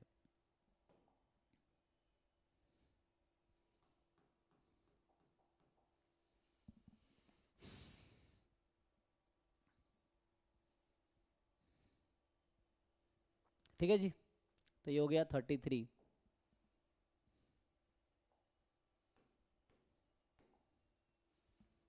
थर्टी फोर है आगे, है ना, सो 34 भी सिमिलर ही तो है, बस थोड़े से कैलकुलेशन हाँ सर, वो हो जाएगा ना, LH not upon LH1, PDF का रेशियो ले लो, थोड़ा सिंप्लीफाई करना, मतलब लाइक्लीहुड फंक्शन निकालो, दोनों के लाइक्लीहुड फंक्शन का रेशियो ले लो LH नॉट अपॉन LH1, तो बस उससे आ जाएगा। Yes sir. बस बाद में परफेक्ट स्कोर बनाना पड़ेगा एंड में, बस इतना ही है, ये है। तो आगे 38, यहाँ पर क्या है, वन अगेंस्ट, ये भी सिंपल ही वही है। यहाँ क्या करोगे, या तो अच्छा, क्योंकि यहाँ पे ना हमें लाइक्लीहुड रेशियो टेस्ट लगा सकते हैं, बस ज़रूरत नहीं है, पता है क्यों, क्योंकि ना लेफ्ट साइड पूरा कॉमन ही है, तो कुछ नया तो हमें लाइक्लीहुड रेशियो टेस्ट लगाने की ज़रूरत तब पड़ती है जब चारों ऑप्शन में अलग अलग टेस्ट स्टैटिस्टिक होता, लेकिन आप चारों ऑप्शन में देखो एक ही टेस्ट स्टैटिस्टिक है, डिफरेंस कहाँ है, राइट साइड में, तो हमें लाइक्लीहुड रेशियो टेस्ट लगाने के यहाँ कोई नीड नहीं है, क्योंकि लगाएंगे भी तो यही मिलेगा। अगर आप लाइक्लीहुड रेशियो टेस्ट लगाओगे LH नॉट अपॉन LH1 जो मैं कह रहा हूँ, तो उससे मिलेगा क्या, यही मिलेगा मेनली। अगर आप यहाँ पे लाइक्लीहुड रेशियो टेस्ट लगाते हो कि LH नॉट मतलब वही मैक्सिमम वैल्यू, थीटा फिक्स है 1 है ना, तो वो फिक्स है तो 1 रख दो, L1 अपॉन LMLE, इस तरह से लेस देन इक्वल टू सम के, अब इसको सिंप्लीफाई करो तो मिलेगा क्या, ये खुद ही बता रहा है आपको कि आपको ऐसा, क्योंकि चारों ऑप्शन में एक ही चीज़ है ना, तो अलग क्या ही आना है, यही आएगा, ये ऐसा आएगा। अभी मेन है सब में लेस देन है, सब में लेस देन भी है, तो लेस देन सी टाइप का, तो ये क्रिटिकल रीजन आपको आएगा। यहाँ तक ओके है? तो ये ऑप्शन खुद बता रहा है कि आपका क्रिटिकल रीजन ऐसा ही आएगा। अब चारों में सी डिफरेंट है, तो मुझे ये आइडेंटिफाई करना है कि ये जो सी की वैल्यू ये कौन सी पॉसिबल है, तो उसके लिए क्वेश्चन में लिखा हुआ है, देखो यहाँ पे लिखा है ना कि most powerful test of size alpha. तो पहले तो ये पहचाना है किसका साइज अल्फा होगा, साइज अल्फा वाला कौन सा है। दूसरी चीज़ देखो यहाँ chi square 2n 1 minus alpha, chi square 2n alpha, chi square n 1 minus alpha, chi square 1 alpha. तो ये दोनों ऑप्शन ये कहना चाह रहा है कि इसका जो डिस्ट्रीब्यूशन है वो काई स्क्वायर n होगा, और ये दोनों ऑप्शन कहना चाह रहा है कि इसका जो डिस्ट्रीब्यूशन है वो काई स्क्वायर 2n होगा। तो पहले तो ये हम डिसाइड कर लें कि जो टेस्ट स्टैटिस्टिक है वो काई स्क्वायर n है या काई स्क्वायर 2n है, तो उससे दो ऑप्शन आउट हो जाएगा, फिर साइज चेक कर लेंगे, उससे हो जाएगा। बताओ इसका डिस्ट्रीब्यूशन निकाल पाओगे, चेक करो वहां से। तो आपको इसका डिस्ट्रीब्यूशन निकालना है, ट्रांसफॉर्मेशन यूज करना है यहाँ पे आपको। देखिए तो यहाँ से अगर आप ठीक से देखेंगे तो ये जो पीडीएफ दे रखा है, इस पीडीएफ में अगर मैं y को रख दूं, यही ये तो 2 बाहर आ जाएगा ना, लॉग में तो 2 बाहर आ जाता है, तो ये तो बाहर आ जाएगा, तो ये कुछ ऐसा है -2 summation log 1 minus X I from 1 to n less than C है, तो ऐसा है। तो अभी ये y बराबर मैं अगर log 1 माइनस एक्स कर दूं, या चूंकि मुझे यहाँ ज़रूरत है -2 log 1 माइनस एक्स, तो y का डिस्ट्रीब्यूशन क्या आएगा, आपको ये ट्रांसफॉर्मेशन जानते हो ना, एफ वाई बराबर क्या, P D F of Y बराबर P D F of X into D X upon D Y का मॉड, लगाओ फॉर्मूला ट्रांसफॉर्मेशन वाला। ठीक है, तो ट्रांसफॉर्मेशन जो हम वहाँ पढ़े थे वो यहाँ यूज़ हो रहा है टेस्टिंग में। बताओ कोई क्या आएगा, y का डिस्ट्रीब्यूशन एक्चुअली आएगा, एनीवन? तो ये एक्सपोनेंशियल 1/2 आएगा, अब चेक कर लो, मतलब काई स्क्वायर 2 आ जाएगा, आएगा? वो तो मैं गेस कर रहा हूँ, तुम चेक करके बताओ।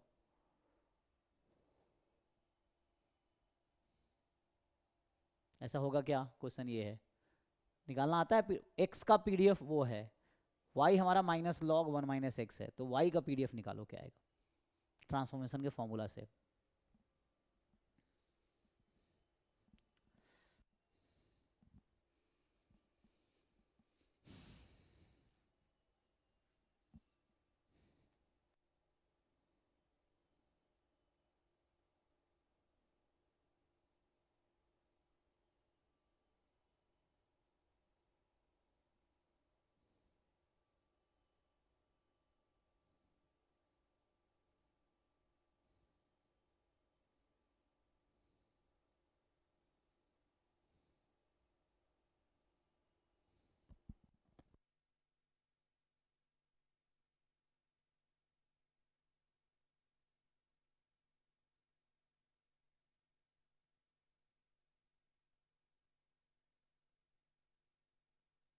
जी सर उतना ही आएगा।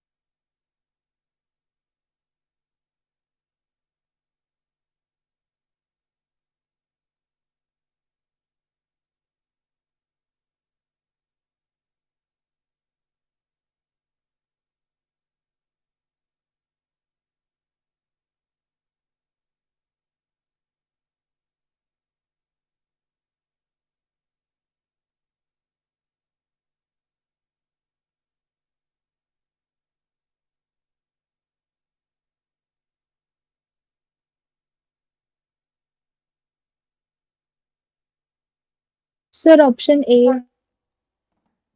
ठीक है, तो इसका डिस्ट्रीब्यूशन क्या, काई स्क्वायर 2 आ रहा है, तो इससे ये जो क्वांटिटी है ये जो हमारा है, तो समेसन -2 ln 1 माइनस xi, इसका डिस्ट्रीब्यूशन काई स्क्वायर 2n होगा। तो काई स्क्वायर 2n होने से क्या हो गया, ये जस्ट चेक किया ना आप लोगों ने, तो n वाला आउट हो जाएगा।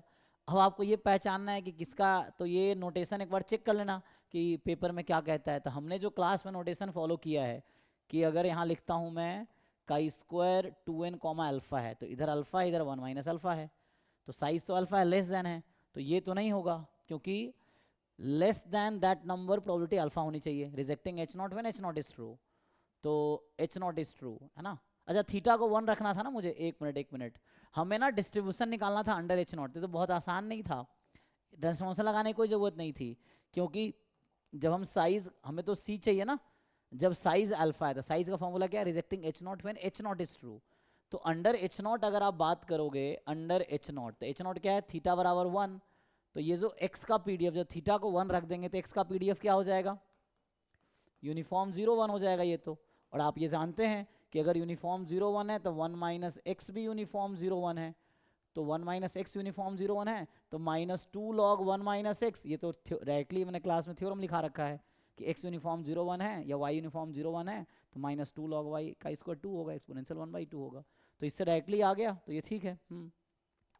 अब ये नंबर है काई स्क्वायर 2n अल्फा, तो इसके पीछे की प्रोबेबिलिटी अल्फा होनी चाहिए थी, क्योंकि साइज तो अल्फा है, तो इसका मतलब 2n अल्फा वाला तो गलत ऑप्शन है, ये गलत है, तो यही सही बचेगा। क्यों सही बचेगा ये, क्योंकि अगर मैं यहाँ लिखता हूँ, ठीक है, मान लीजिए इस तरह से है कुछ भी है ना, तो यहाँ अगर आप लिखते हैं काई स्क्वायर 2n 1 माइनस अल्फा, तो ये 1 माइनस अल्फा, ये अल्फा है, और यही कह रहा है कि उस नंबर के पीछे की प्रोबेबिलिटी लेस देन है ना, तो लेस होने की प्रोबेबिलिटी कितनी है, तो अल्फा है, तो अल्फा ही चाहिए साइज मुझे, तो ए ऑप्शन सही है, विजिबल है। तो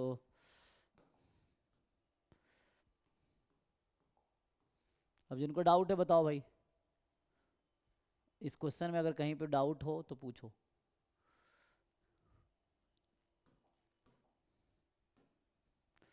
ठीक, तो नेक्स्ट क्या था, 38 के बाद 44, सो सर 43 पे 43 में क्या है, क्या पूछना है पूछो, उसमें क्या डाउट है आपको, ट्राई किया आपने, यस सर। क्या डाउट है, सर ये ए बी ऑप्शन समझ नहीं आया। तो पावर निकालो, उसमें क्या है, पावर फंक्शन क्या होता है, what is formula of power function, इसमें बोलना चाह रहा है कि जो पावर फंक्शन है, पावर फंक्शन का क्या फॉर्मूला होता है, बताइए, पावर फंक्शन का क्या फॉर्मूला है, probability of reject H naught when h1 is true. h1 तो यहाँ फिक्स नहीं है, ठीक है, तो यहाँ पे निकालो पावर फंक्शन, निकालो क्या आया, पावर फंक्शन क्या आएगा, थीटा के टर्म में बताओ क्या आ रहा है, तो उसके लिए रिजेक्शन रीजन चाहिए पहले आपको, रिजेक्शन रीजन क्या आएगा,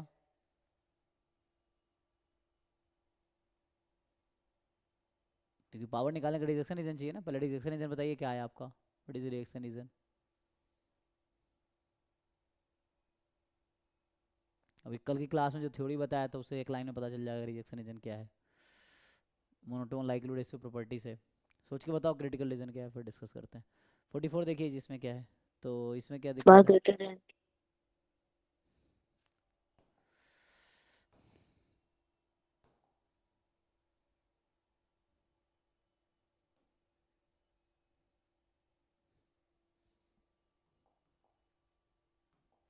कह रहा x1 x2 xn we are random sample from exponential, ये आपको एक्सपोनेंशियल थीटा दे रखा है, और आपको ये दे रखा है अल्फा फिक्स है, बीटा पावर है मोस्ट पावरफुल टेस्ट का।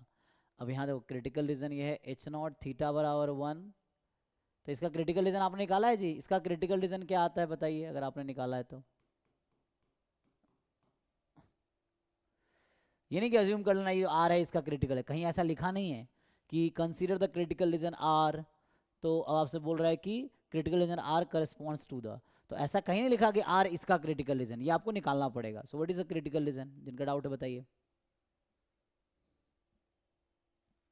summation xi less than k। हाँ, तो ये आपका आ गया summation X I less then के लेस देन सी, ठीक है, तो यहाँ से आ जाएगा। अब हमें सी निकालना पड़ेगा, वो निकल आएगा क्योंकि यहाँ पे एक्सपोनेंशियल है और समेसन एक्स आई गामा हो जाता है, गामा से काई स्क्वायर बन जाएगा, ठीक।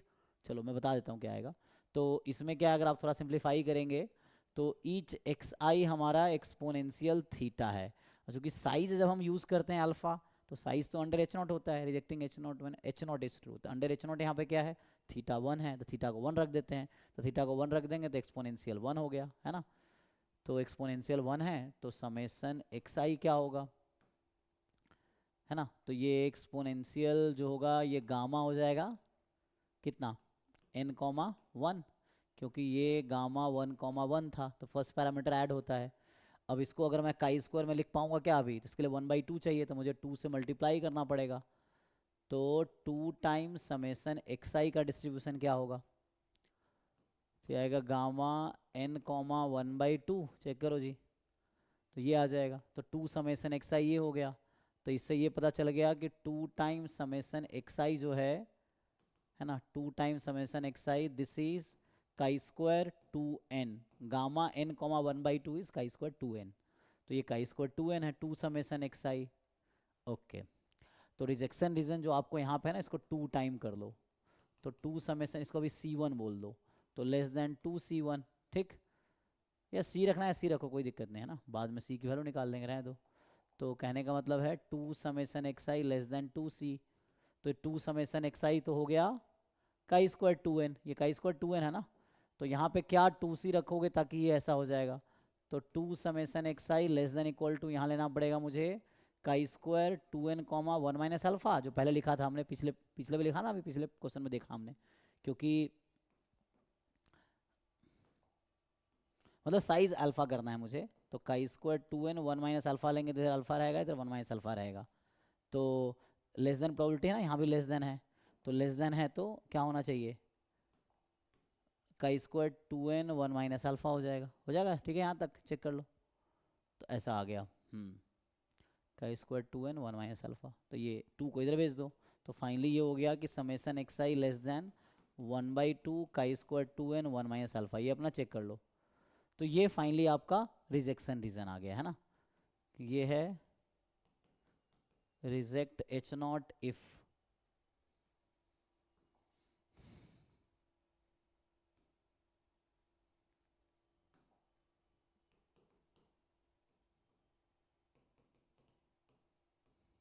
ओके, लेकिन ये नहीं है, ठीक है। अच्छा, तब समझते हैं कहना का ऑप्शन क्या कहना चाह रहा है। अच्छा, इसने बता रखा है कि क्या है, इसके आगे की प्रोबेबिलिटी गामा है, ठीक है। तो पहला कह रहा है कि ये जो क्रिटिकल रीजन आर है, ये आर मोस्ट पावरफुल है इसके लिए, ऐसा तो नहीं है, यहाँ मोर देन है लेकिन हमारा तो लेस देन आया, तो पहला तो हो गया आउट, ठीक। कह रहा है मोस्ट पावरफुल टेस्ट है साइज 1 माइनस अल्फा का, जब 2 है एच नॉट और H1 1 है, मतलब उल्टा कर दिया, ठीक है। देखते हैं most powerful test size beta का जब H नॉट 2 1 है, तो इन तीनों ऑप्शन में प्रॉब्लम ही बदल गया, है ना, मतलब BCD ऑप्शन में हुआ क्या है। तो अब ये या तो थ्योरम के थ्रू प्रूव करूं या इसको मैं सॉल्व करके दिखाऊं। तो अगर आप ऐसा देखोगे यहाँ पे होता क्या है, ये जो होगा एक्चुअली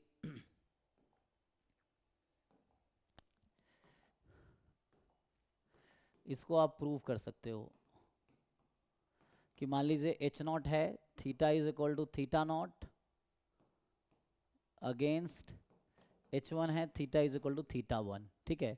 और मान लो ऐसा है कि साइज अल्फा यहाँ पे है,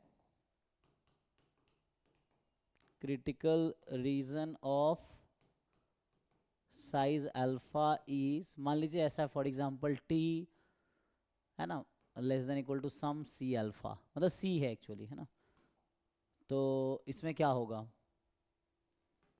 मान लो C ले लो,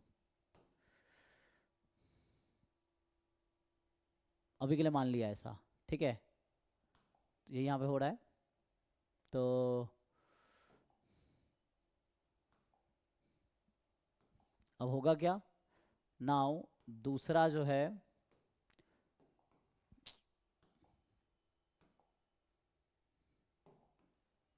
तो इसका साइज जो इसको इसका ना साइज जो है वो अल्फा है एंड पावर जो है वो अभी मान लो बीटा है, ठीक है। अब न्यू प्रॉब्लम है, ठीक है, ये एक प्रॉब्लम था हाइपोथेसिस का, एक नया प्रॉब्लम बनाते हैं। नाउ कंसीडर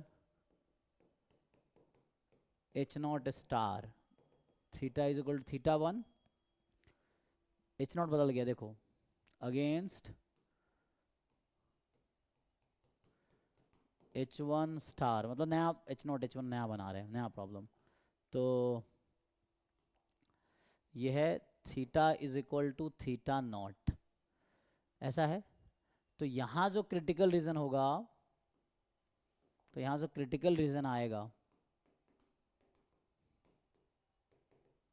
है ना, जैसे यहाँ साइज वही बोलो क्रिटिकल रीजन इज, तो यहाँ जो क्रिटिकल रीजन होगा वो उल्टा हो जाएगा, है ना। यहाँ जैसे लेस देन था, एग्जैक्टली लेस देन करो तो यहाँ मोर देन हो जाएगा, ठीक है, इस तरह से बनेगा। और इसका अगर आप साइज निकालोगे तो आएगा 1 माइनस बीटा, और इसका जब आप पावर निकालोगे तो आएगा 1 माइनस अल्फा। अब समझे दोनों प्रॉब्लम में, एक H0 H1 है, एक H0 स्टार H1 स्टार है। तो या तो समझाने के लिए मैं साइज स्टार कर देता हूँ, पावर स्टार, मतलब इस वाले का साइज और इस वाले का पावर। तो ये थ्योरम अगर लगाओगे काम हो जाएगा। मैंने इसका प्रूफ देखना, प्रूफ देख लो तो भी हो जाएगा।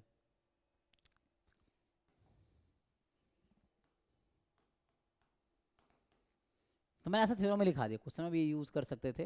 तो ये है कि अगर इस वाले टेस्ट में साइज अल्फा और पावर बीटा है, तो यहाँ पे साइज 1 माइनस है ना, ये होगा 1 minus beta, power 1 minus alpha.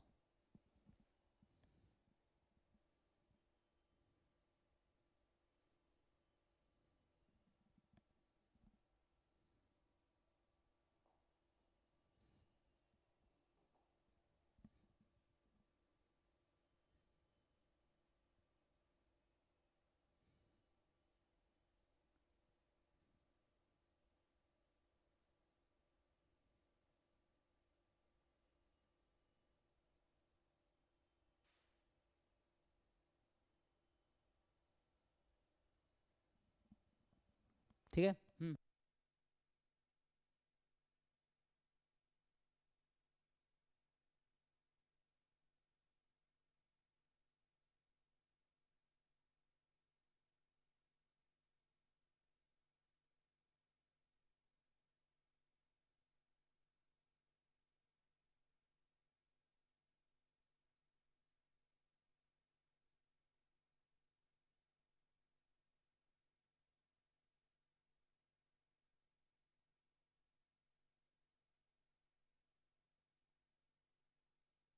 एक मैथ मैथ ऑनलाइन का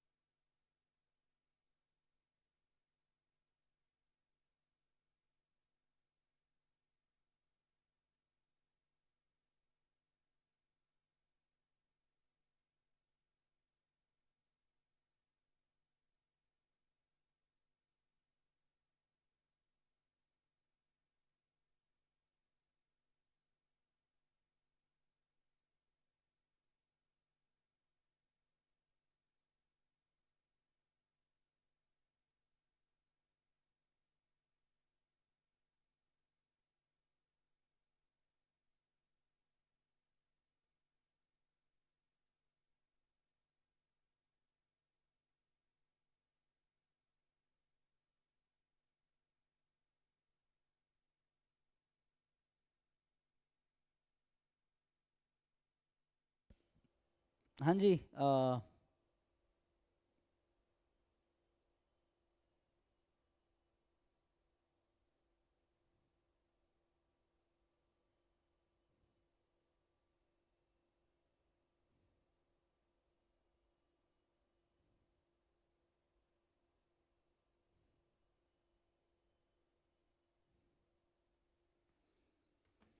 हाँ सो क्या कह रहे थे, ये लगाओ जी, हो जाएगा इससे, देखो अब बताओ। तो यहाँ पे अगर आप लगाओगे तो तीनों क्वेश्चन में हो क्या रहा है, तीनों क्वेश्चन तो सेम ही है, मतलब यहाँ H0 H1 तो तीनों में सेम ही है।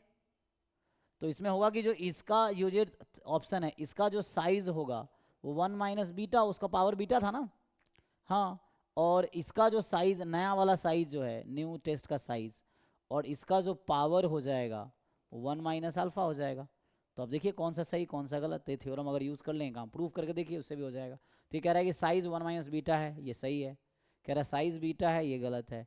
पावर 1 माइनस अल्फा है, नहीं साइज 1 माइनस अल्फा कह रहा है, तो ये गलत है। ठीक, उस तरह से आ जाएगा। तो सिर्फ डी सही है। चेक करो, डाउट बताओ, क्या दिक्कत है।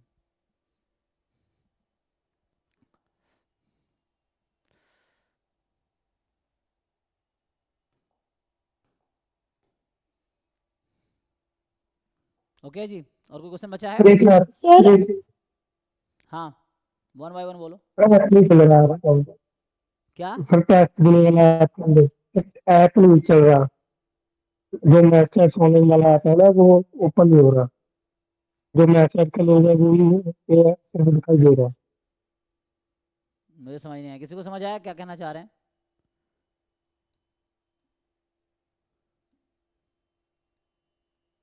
सर जो आपका मैथ्स टेस्ट वाला ऐप है ना वो ओपन नहीं हो रहा। अच्छा, शायद टेस्ट वाला काम नहीं कर रहा है ना। जी सर। हाँ, तो वो ज्योति मैम के ऊपर बोलो, वो बात कर लेंगे टीम से, जिनका जिनका हम सर्विस ले रहे हैं उनको बताएंगे, वो ठीक करेगा। होता है कई बार टेक्निकली इशू उधर से रहता है, तो ठीक हो जाएगा, उनको बोलते हैं। तो ज्योति मैम को इन्फॉर्म करो, वो आगे से पूछ के बताएंगे क्या दिक्कत है, कब तक ठीक होगा, है ना। जी सर। हाँ, सर 48। एक मिनट। हाँ, सर आप बस एक बार ये बता दीजिए ना कि जब हम अल्फा और 1 माइनस अल्फा का यूज करेंगे वो रेंज लेते टाइम काई स्क्वायर 2n, जैसा भी आपने लिखा है कि काई स्क्वायर 2n 1 माइनस अल्फा लेंगे, तो अगर जब लेस देन होगा तब लेंगे या ग्रेटर देन होगा तब? नहीं, नोटेशन तो फिक्स है ना। देखो यहाँ पे समझो, यहाँ पे एक्सप्लेन कर रखा है इन्होंने, काई स्क्वायर 2n गामा। इसको अगर आप देखेंगे तो अभी देखता हूँ क्या डाउट है आपको। ये कह रहा है कि काई स्क्वायर 2n गामा एक फिक्स नंबर है, पॉइंट है एक्स एक्सिस पे। काई स्क्वायर 2n ये रैंडम वेरिएबल है और ये वो नंबर है। तो इस नंबर के आगे की प्रोबेबिलिटी गामा है, इस नंबर के पीछे की प्रोबेबिलिटी 1 माइनस गामा होगी। अगर यही लाइन लिखा होता काई स्क्वायर 2n लेस देन काई स्क्वायर 2n कॉमा गामा, जिसको हम अल्फा लिखते हैं, तो ये फिर 1 माइनस अल्फा होता, 1 माइनस गामा होता। मतलब क्लियर हुआ मैं कहना क्या चाह रहा हूँ? कि लिख देता हूँ, अभी समझ आ जाएगा। जैसे हम जो नोटेशन यूज करते हैं, ये जो हमारा है, जैसे अभी के लिए मान लीजिए ये है काई स्क्वायर n कॉमा अल्फा, समझाने के लिए काई स्क्वायर n अल्फा लिया। तो ये एक नंबर है एक्स एक्सिस पे, तो इस पॉइंट के आगे की प्रोबेबिलिटी अल्फा है, इसके 1 माइनस अल्फा है। तो ऐसा होगा कि रैंडम वेरिएबल है काई स्क्वायर n, तो ये लेस देन काई स्क्वायर n अल्फा होगा, तो प्रोबेबिलिटी 1 माइनस अल्फा है। प्रोबेबिलिटी काई स्क्वायर n है ना, या जस्ट n लिख सकते हो, मोर देन काई स्क्वायर, ये एक नंबर है, तो इस पॉइंट के आगे की प्रोबेबिलिटी अल्फा है। अब क्या पूछना चाह रहे हैं बताइए? हाँ, यही जब लेस देन यूज करते हैं तब हम 1 माइनस अल्फा लेते हैं, अगर हाँ ग्रेटर देन होगा तो अब अल्फा लेते जी, इसके आगे मोर देन मतलब इस पॉइंट के आगे की प्रोबेबिलिटी, लेस देन मतलब इस पॉइंट के पीछे की प्रोबेबिलिटी, ये है। तो ये प्रोबेबिलिटी है, मोर देन में अल्फा, लेस देन में 1 माइनस अल्फा। हैं। यस। ठीक है ना। तो और क्या रह गया भाई इसमें? 1922 हो गया था। 43 भाई तुम्हारा क्रिटिकल रीजन निकला। 48 देखो, 14 में कुछ खास नहीं है, क्रिटिकल रीजन निकालो और टेस्ट करो, इसमें कुछ खास आसान क्वेश्चन है ये। क्रिटिकल रीजन अगर निकाल पा रहे हो ठीक है, नहीं तो फिर पूछो, कल तो कराया था, कल का थ्योरी यूज करोगे 1 मिनट में आ जाएगा। 48 सो हाँ इसमें बस कैलकुलेशन है, इसमें जो है ना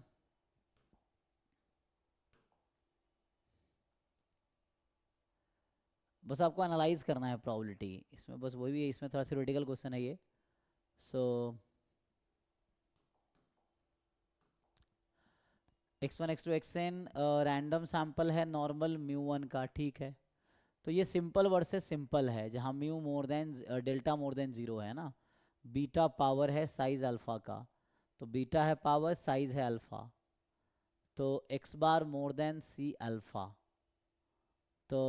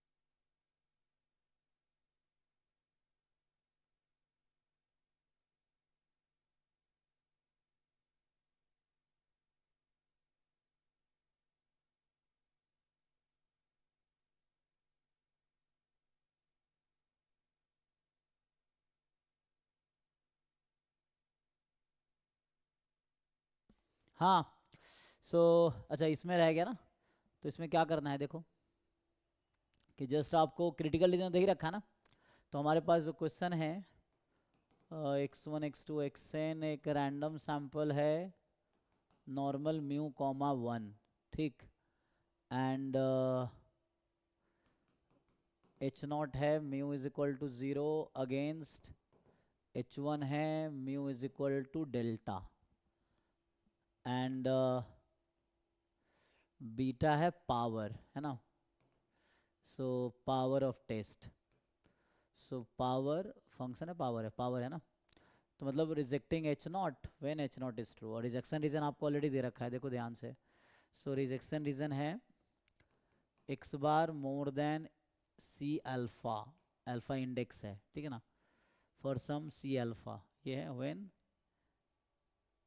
H1 इज ट्रू। तो H1 इज ट्रू मतलब mu is equal to delta, यही है। और अल्फा साइज तो जानते ही हो, साइज क्या है, probability of rejecting H naught when H naught is true. तो एच नॉट इज ट्रू मतलब म्यू इज इक्वल टू 0, है ना। तो मेनली हमें क्या देखना, हमें तो बीटा को चेक करना है अल्फा और डेल्टा के रिस्पेक्ट में, ओके। तो इसका काम नहीं है ना, इसका काम नहीं है, सिर्फ बीटा का काम है, इसका काम नहीं है। चलो, तो हमें ये चेक करना है कि जब डेल्टा फिक्स है तो अल्फा इंक्रीज करेगी तो बीटा क्या होगी, जब अल्फा फिक्स है बीटा इंक्रीज करेगी तो डेल्टा ऐसा होगा क्या, तो इस तरीके से है ना, तो वैसा रहेगा।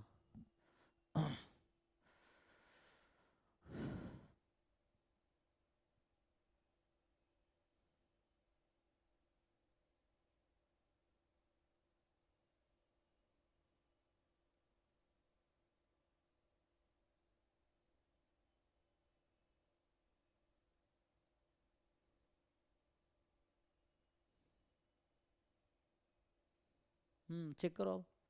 तो मेनली करना क्या, मैं समझा देता हूँ। देखो, इसने पहला ऑप्शन ये कहना चाह रहा है, मैं रीफ्रेम कर देता हूँ ऑप्शंस को। सो डेल्टा फिक्स है, beta increases as alpha increases. तो मान लो अल्फा 1 लेस देन अल्फा 2 है, तो हमें चेक करना है कि beta 1 is less than beta 2। तो अल्फा 1 है करस्पॉन्डिंग पावर बीटा 1 है, अल्फा 2 है करस्पॉन्डिंग पावर बीटा 2, मतलब साइज अल्फा 1 है तो पावर बीटा 1 है, साइज अल्फा 2 तो पावर बीटा 2। तो पहला ऑप्शन ये कहना चाह रहा है डेल्टा फिक्स है। दूसरे ऑप्शन में जो कहना चाह रहा है कि अल्फा फिक्स है तो बीटा इंक्रीज करेगी जब अल्फा इंक्रीज करेगी, तो डेल्टा इंक्रीज करेगी। तो मान लो डेल्टा 1 लेस देन डेल्टा 2 है, तो चेक करना ऐसा होगा क्या, ये है ना, जब x इंक्रीज कर रही है y भी इंक्रीज कर रही है तो इंक्रीजिंग फंक्शन का डेफिनेशन है। सो वैसा है, ये हो गया। अब सिमिलरली सी डी उसके अपोजिट है ना, सी डी में a का अपोजिट c है, तो a या c में से कोई एक सही होगा। c कहना चाह रहा है कि जब अल्फा इंक्रीज कर रही है तो बीटा डिक्रीज कर रही है, तो मतलब जब अल्फा को इंक्रीज कराओगे तो बीटा आपका डिक्रीज करेगी, so beta 1 more then beta 2 होगा। एंड डी में है कि जब डेल्टा इंक्रीज करेगी, डेल्टा 1 लेस देन डेल्टा 2 होगा तो बीटा डिक्रीज करेगी, तो उल्टा हो जाएगा इस तरीके से, ठीक है। सो ये आ जाएगा।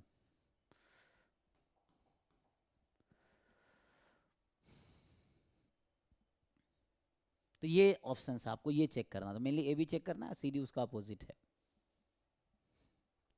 तो जैसे मैं आपको अगर समझाऊं कि बीटा 1 एक्चुअली है क्या, तो बीटा 1 इसके अकॉर्डिंग होगा, मैं पहला ऑप्शन में डेल्टा फिक्स है, तो ए ऑप्शन के लिए मैं बात करता हूं।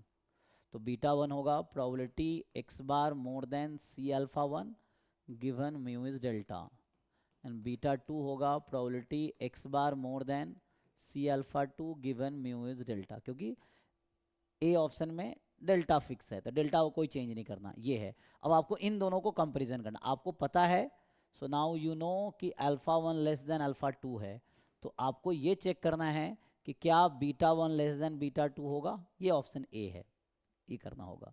अगर मैं ऑप्शन बी अगर रिस्पॉन्डिंग बताऊं करना क्या है, तो ऑप्शन बी में जो बीटा 1 है, तो ऑप्शन बी में अल्फा फिक्स है, अल्फा चेंज नहीं हो रहा, डेल्टा चेंज हो रहा है, तो यहाँ डेल्टा के रिस्पेक्ट में होगा, तो ये होगा X bar more than C alpha mu is equal to delta 1, और यहाँ बीटा 2 होगा probability X bar more than C alpha mu is equal to delta 2।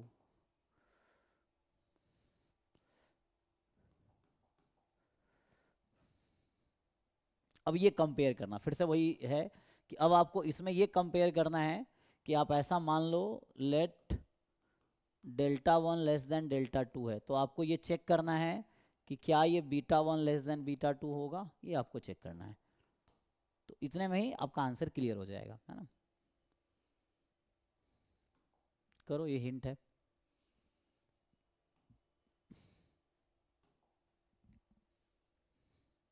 है ना, सब थोड़े डिफिकल्ट क्वेश्चन हो जाएगा, तो एग्जाम में सारा 100% करना नहीं है, मतलब मुश्किल बहुत पेपर है, तो जो क्वेश्चन हो रहा है पहले उसको करो, जो नहीं हो रहा है बाद में करो, नहीं हो रहा छोड़ दो, उसमें क्या है ना, जरूरी थोड़ी है।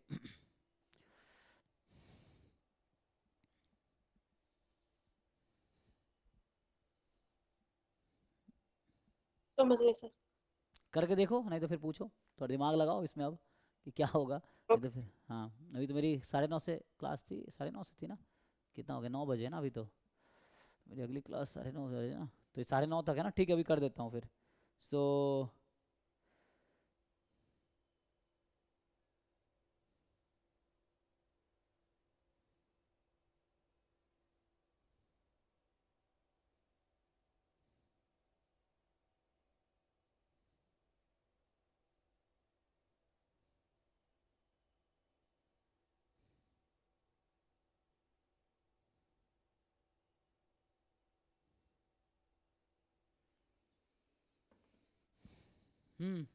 आगे बताओ भाई।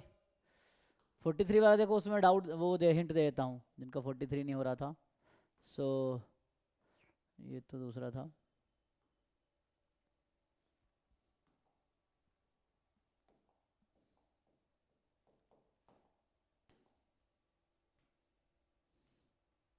इसको सॉल्व करो, नहीं हो रहा फिर से पूछो, उसमें कोई दिक्कत नहीं है, फिर मैं पूरा पूरा सॉल्व कर दूंगा, लेकिन ये कि पहले ट्राई करके देखो।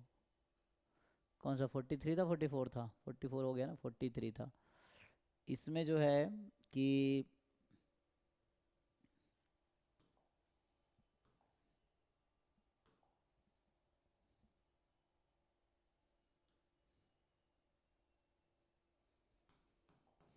अभी कल ही हमने मोनोटोन लाइक्लीहुड रेशियो प्रॉपर्टी वाले थ्योरी पढ़े थे, वो लेक्चर एकलव्य 1, एकलव्य 2, एकलव्य 3 में ऐड हुआ है, आप देखेंगे तो कल। तो जो लोग नहीं लाइव क्लास में थे, आप रिकॉर्डेड देखो वहाँ जाके ऐप में, एकलव्य 1, 2, 3 बैच में ऐड किया है। सो यहाँ पे क्या है कि हमें बता रखा है, तो हमें ये पता है ना कि जो नॉर्मल डिस्ट्रीब्यूशन है वो एक्सपोनेंशियल फैमिली का डिस्ट्रीब्यूशन है, तो एक्सपोनेंशियल फैमिली में एमएलआर प्रॉपर्टी होती है, ये थ्योरम ही है। तो उससे सिंपल ये आ गया कि इसका रिजेक्शन रीजन जो आएगा वो H1 डिसाइड करेगा, तो समेसन एक्स आई या एक्स बार जो भी लिखना है, summation X I more than सी ले लो, है ना, ये क्रिटिकल रीजन होगा मोर देन इक्वल टू, तो ये इसका क्रिटिकल रीजन आएगा सिंपली। तो इससे ये वाला ऑप्शन से एलिमिनेट हो जाएगा ना, लाइक्लिहुड, तो ये तो कह रहा है कि क्रिटिकल रीजन होगा, तो ये तो आउट हो जाएगा। अब ये सही हो सकता है, लेकिन यहाँ चेक करना होगा कि साइज़ क्या आता है ना, उसके अकॉर्डिंग चेक करना होगा। तो इसको क्रॉस मल्टीप्लाई करके आई थिंक साइज़ अल्फ़ा नहीं आएगा यहाँ पे, ऐसा हो रहा होगा ना, क्योंकि साइज़ अल्फ़ा चाहिए, यहाँ साइज़ अल्फ़ा बाई 2 आ जाएगा, एक्स बार है ना माइनस म्यू जो कि 0 है, अंडर एस नॉट मैक्सिमाइज करोगे तो upon sigma by root N, है ना। ये प्रॉब्लम इक्विवेलेंट है, यहाँ थीटा अगर 0 होता तब भी प्रॉब्लम सेम रहता, कोई डिफरेंस नहीं आता, ठीक है। सो आई थिंक ये भी गलत हो जाएगा ना शायद, क्योंकि इसमें साइज अल्फा बाई 2 आएगा, ये क्रिटिकल रीजन ठीक है, बट सी निकालो, सी क्या आएगा, तो समेसन एक्स आई है normal theta 1, sorry summation X I यहाँ से आएगा normal N theta comma 1, N theta comma sorry N theta तो मीन एन टाइम थीटा होगा, एंड वेरिएंस 1 1 1 एन हो जाएगा, तो यहाँ से summation X I minus N theta, लेकिन थीटा अंडर एच नॉट 0 हो जाएगा अपॉन रूट एन, यही बनेगा, कैंसिल करो, यही हो जाएगा। और इसका डिस्ट्रीब्यूशन है नॉर्मल 0 1, और जेड अल्फा बाई 2 से ज़्यादा की प्रोबेबिलिटी यहाँ है जेड अल्फा बाई 2, ये tau alpha by 2 actually Z alpha by 2 है, तो इधर कितना होता है अल्फा बाई 2, इधर 1 माइनस अल्फा बाई 2, तो ये साइज़ इसका ना, इसका अगर साइज़ निकालोगे इस टेस्ट का, तो इसका जो साइज़ आएगा इस वाले क्रिटिकल रीजन का जो साइज़ है वो आएगा अल्फ़ा बाई 2, मोर देन है ना, लेकिन साइज़ हमें तो अल्फ़ा चाहिए था, तो इसीलिए गलत है, यहाँ साइज़ अल्फ़ा लिखा है लेकिन एक्चुअल में इसका साइज़ अल्फ़ा बाई 2 आएगा, इसलिए गलत है। अब रह गया ए बी में, तो ए बी में पावर फंक्शन लिख के चेक कर लो, सिंपल पिछले क्वेश्चन की तरह ये भी। तो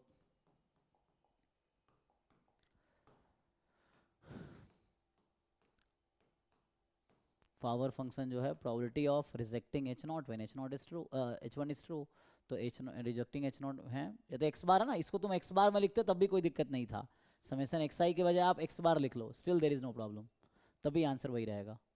तो अभी मैं समेशन एक्स आई में लिख रहा हूँ तो इसी में कर देता हूँ दिस, या एक्स बार में लिखना तो एक्स बार में कर लो, समझ रहे हो ना, उस किसी के टर्म में करोगे तब भी कोई दिक्कत नहीं। अगर आप ये लेते हो कि reject H not if X bar is more than C, तब भी कोई दिक्कत नहीं, सी अलग अलग हो जाएगा, मान लो ये C1 है ये C2 है फॉर एग्जांपल, तो उस तरह से तो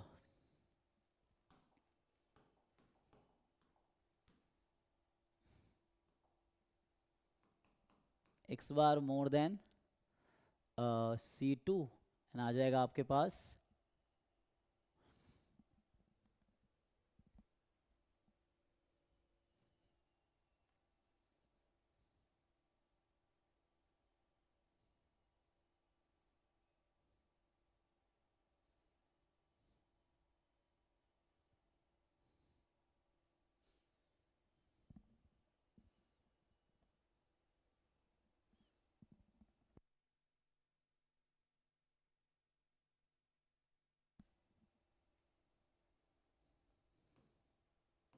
H1 इज ट्रू, H1 में तो थीटा है ना, पता नहीं आपको क्या है, तो अभी के लिए थीटा ही रखो, ठीक है, क्योंकि थीटा तो पॉजिटिव है बट क्या है पता नहीं, तो एक में है ना, सो ये जो निकाल रहे हैं ये बीटा थीटा है, या ये समझो कि ठीक है अभी थीटा बराबर थीटा के लिए काम कर रहे हैं, तो यहाँ सिंप्लीफाई कर लो, इसमें क्या आएगा, हमें क्या करना है, बीटा थीटा एक्चुअली में है क्या, तो सिंप्लीफाई करके देख लेते हैं। तो हमें तो C2 मिल चुका है ना already, we know size alpha है, क्वेश्चन में था ना साइज अल्फा है, तो साइज अल्फा का क्रिटिकल रीजन तो मुझे पता है, इसको मैं सिंप्लीफाई करूँगा तो क्या बनेगा जी, साइज अल्फा का जो क्रिटिकल रीजन है क्या आएगा, यहाँ से मैं अगर सिंप्लीफाई करता है इसको या इसी को, X bar minus mu naught under H naught zero हो जाएगा, तो एक minute sigma by root N and more than Z alpha by two, size नहीं जेड अल्फा मोर देन ना, तो हमें चाहिए साइज अल्फा, तो मोर देन में क्या होगा, जेड अल्फा ले लो, इस तरह से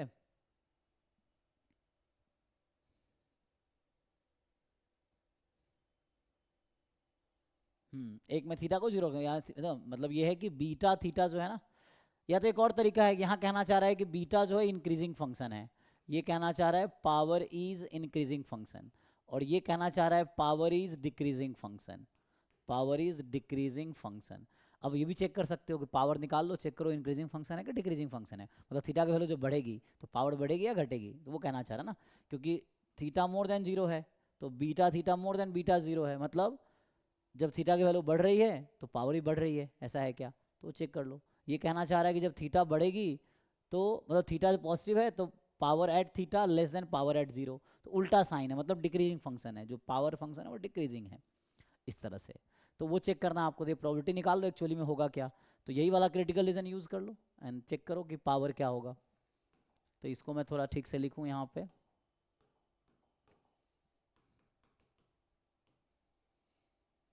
या ऐसा कर ले जेड में कन्वर्ट कर देते हैं, Z more than Z alpha, यही ना, हाँ साइज अल्फा है ना, तो under H naught theta less than equal to zero, maximise करेंगे थीटा जीरो हो जाएगा, पावर तो मैक्सिमाइज करना था तो जीरो है मैक्सिमम रहेगा।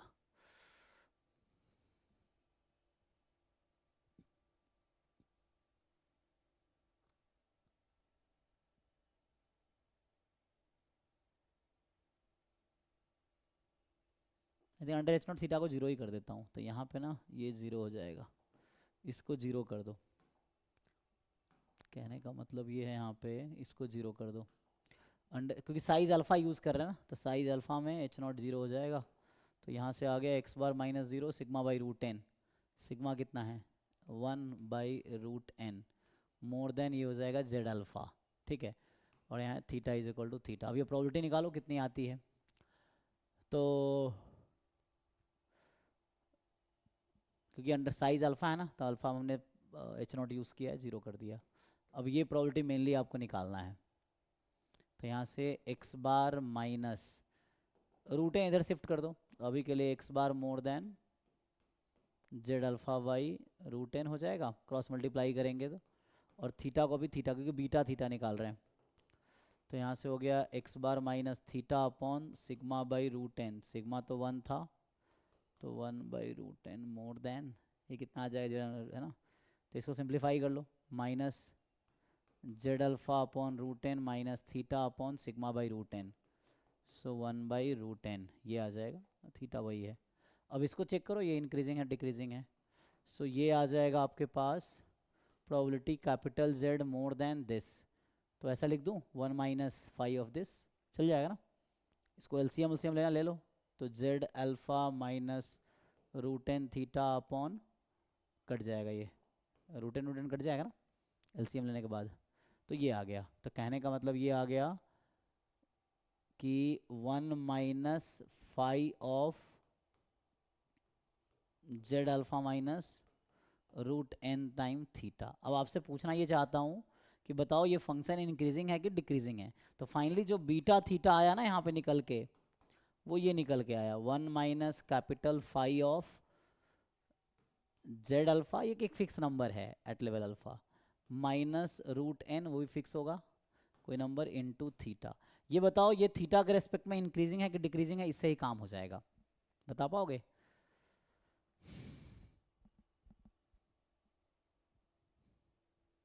एनीवन चेक करो, ये चलो ऐसे बता देता हूँ, अगर मैं बीटा 0 कर दूँ अब, तो ये 1 माइनस 5 ऑफ जेड अल्फा रहेगा।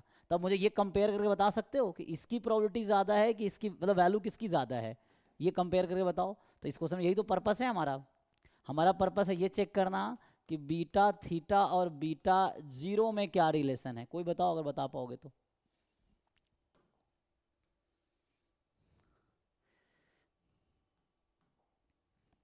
थीटा पॉजिटिव है तो काम करो थीटा को कुछ रख लो, है ना, पॉजिटिव है तो थीटा पॉजिटिव है ना, थीटा को अगर मैं रूट एन ही रख दूं तो जेड अल्फा माइनस एन हो जाएगा। सर अगर हम ग्राफ से देखें तो बी थीटा ज्यादा आएगा। जैसे होता क्या है ना कि अगर मान लो फॉर एग्जांपल मैं समझाऊं आपको, k1 लेस देन k2 है तो phi of k1 less than phi of k2 होता है, क्यों? क्योंकि सीडीएफ इंक्रीजिंग फंक्शन होता है कॉन्टिन्यूअस का। 1 minus phi of k1 more than 1 minus phi of k2 हो जाएगा, ठीक है, तो ये आ जाएगा, तो ये था यहाँ पे ऐसा कुछ। अब बस ये चेक कर लो इसमें और इसमें कौन सा लार्जर है, तो मैं अभी इसको अगर k1 बोल दूँ, इसको k2 बोल दूँ, तो k1 छोटा है k2 से, है ना, तो ये छोटा नंबर है क्योंकि, तो इस केस में ऐसा हो गया, तो मतलब कहने का मतलब बीटा 1 मोर देन बीटा 2, मतलब ये जो 1 माइनस 5 ऑफ k1 है ये बीटा थीटा है मोर देन बीटा 0 है। यहाँ k1 मैं उसको बोला हूँ, तो यहाँ k1 जो है ना समझो कि z alpha minus root N theta, theta positive होगा क्वेश्चन में दिया होगा, नहीं थीटा लेस देन 0 भी तो है, लेकिन अच्छा h1 में है ना थीटा पॉजिटिव है, यहाँ दिया है ऑप्शन में दिया है ना थीटा पॉजिटिव है दे रखा है ऑप्शन में, तो ये क्वांटिटी लेस देन होगा जेड अल्फा से, बस ये हो गया प्रूफ तुम्हारा। तो यहाँ से प्रूफ हो गया कि बीटा थीटा जो होगा मोर देन बीटा 0 होगा for all beta more than 0, ये है, चेक कर लो, ठीक।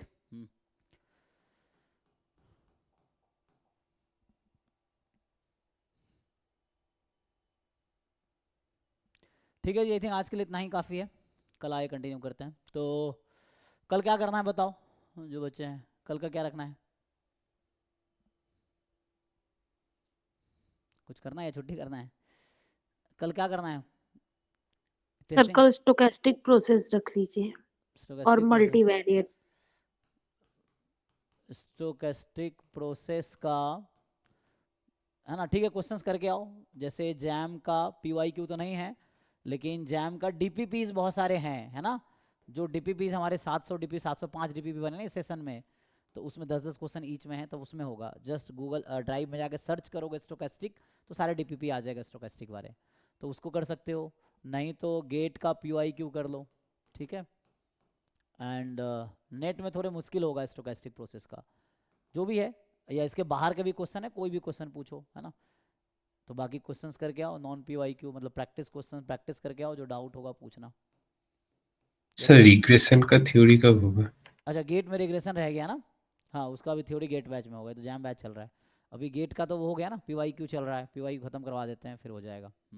हाँ रिग्रेशन का सिंपल रिग्रेशन बस हमने किया था, बाकी हो जाएगा 1 2 3। मैं देखता हूँ अभी क्या है, आज सैटरडे संडे में करवाता हूँ तो। सर रिग्रेशन का थ्योरी में कुछ कुछ ऐसे पोर्शंस मतलब डिजाइन से कुछ कुछ ओवरलैप होके आता है कि गेट में क्वेश्चन नहीं जैसे नहीं, कि वो एनोवा जैसे एनोवा। एनोवा टेबल और ये सब बनता है मल्टीपल रिग्रेशन मॉडल में, तो वो वही है। तो मल्टी एनोवा तो हर जगह आएगा, उस डिजाइन में भी आता है, रिग्रेशन में भी है, ऐसे है। तो बस उसका कुछ डिग्रीज ऑफ फ्रीडम वगैरह कभी कभार पूछ लेते हैं, तो वो भी हाँ हाँ बता हो जाएगा, दीजिए। वो सब हो जाएगा अभी, क्योंकि हमने मल्टीपल स्टार्ट ही नहीं किया। हमने अभी जो किया था 2 3 क्लास लिया था मैंने, उसमें सिंपल लीनियर रिग्रेशन ही सिर्फ डिस्कस किया हुआ है ना गेट बैच में, गेट और नेट बैच में। तो उसका भी कराऊंगा है ना। तो क्योंकि कुछ बच्चों को गेट का 2025 का PY क्योंकि जल्दी थी इसलिए भी कराया हमने। तो जैम और गेट का ठीक है ना, प्रैक्टिस क्वेश्चन जो भी है। हाँ नेट का भी कर सकते हो, कोई दिक्कत नहीं। आप नेट के स्टोकेस्टिक के PY करके आओ, या कोई भी बाहर के क्वेश्चंस करो, है ना। देखते हैं। सो कल इसके जो डाउट्स होंगे पूछना, ठीक है। बाकी अलग से सारे PY को कंप्लीट कर लो टॉपिक वाइज, फिर ईयर वाइज जो रह जाएगा फिर वो पूछना। नेट की PYQ कब स्टार्ट होगा? नेट के PYQ वो चल रहा है ना परिमा से करा रहे हैं, तो गेट के बाद ही नेट कराऊंगा ना, क्योंकि एक साथ दोनों कराने में क्योंकि लंबा टाइम लग जाएगा ना। मतलब आपको ही होगा 4 घंटे की क्लास करनी पड़ेगी, ये है 2 घंटे गेट 2 घंटे नेट। 18 को एग्जाम है ना। तो या तो गेट का स्टॉप कर देते हैं, नेट का ही भी चलाते हैं, है ना। गेट का तो बाद में भी हो जाएगा, गेट का तो फरवरी में है, हाँ सर करा ये दीजिए। कर सकते हैं। हाँ तो सर 18 के बाद गेट का चला दीजिए। तो पहले हम नेट का ही शुरू कर लेते हैं, क्योंकि होगा तो कोई एक ही, तो कल से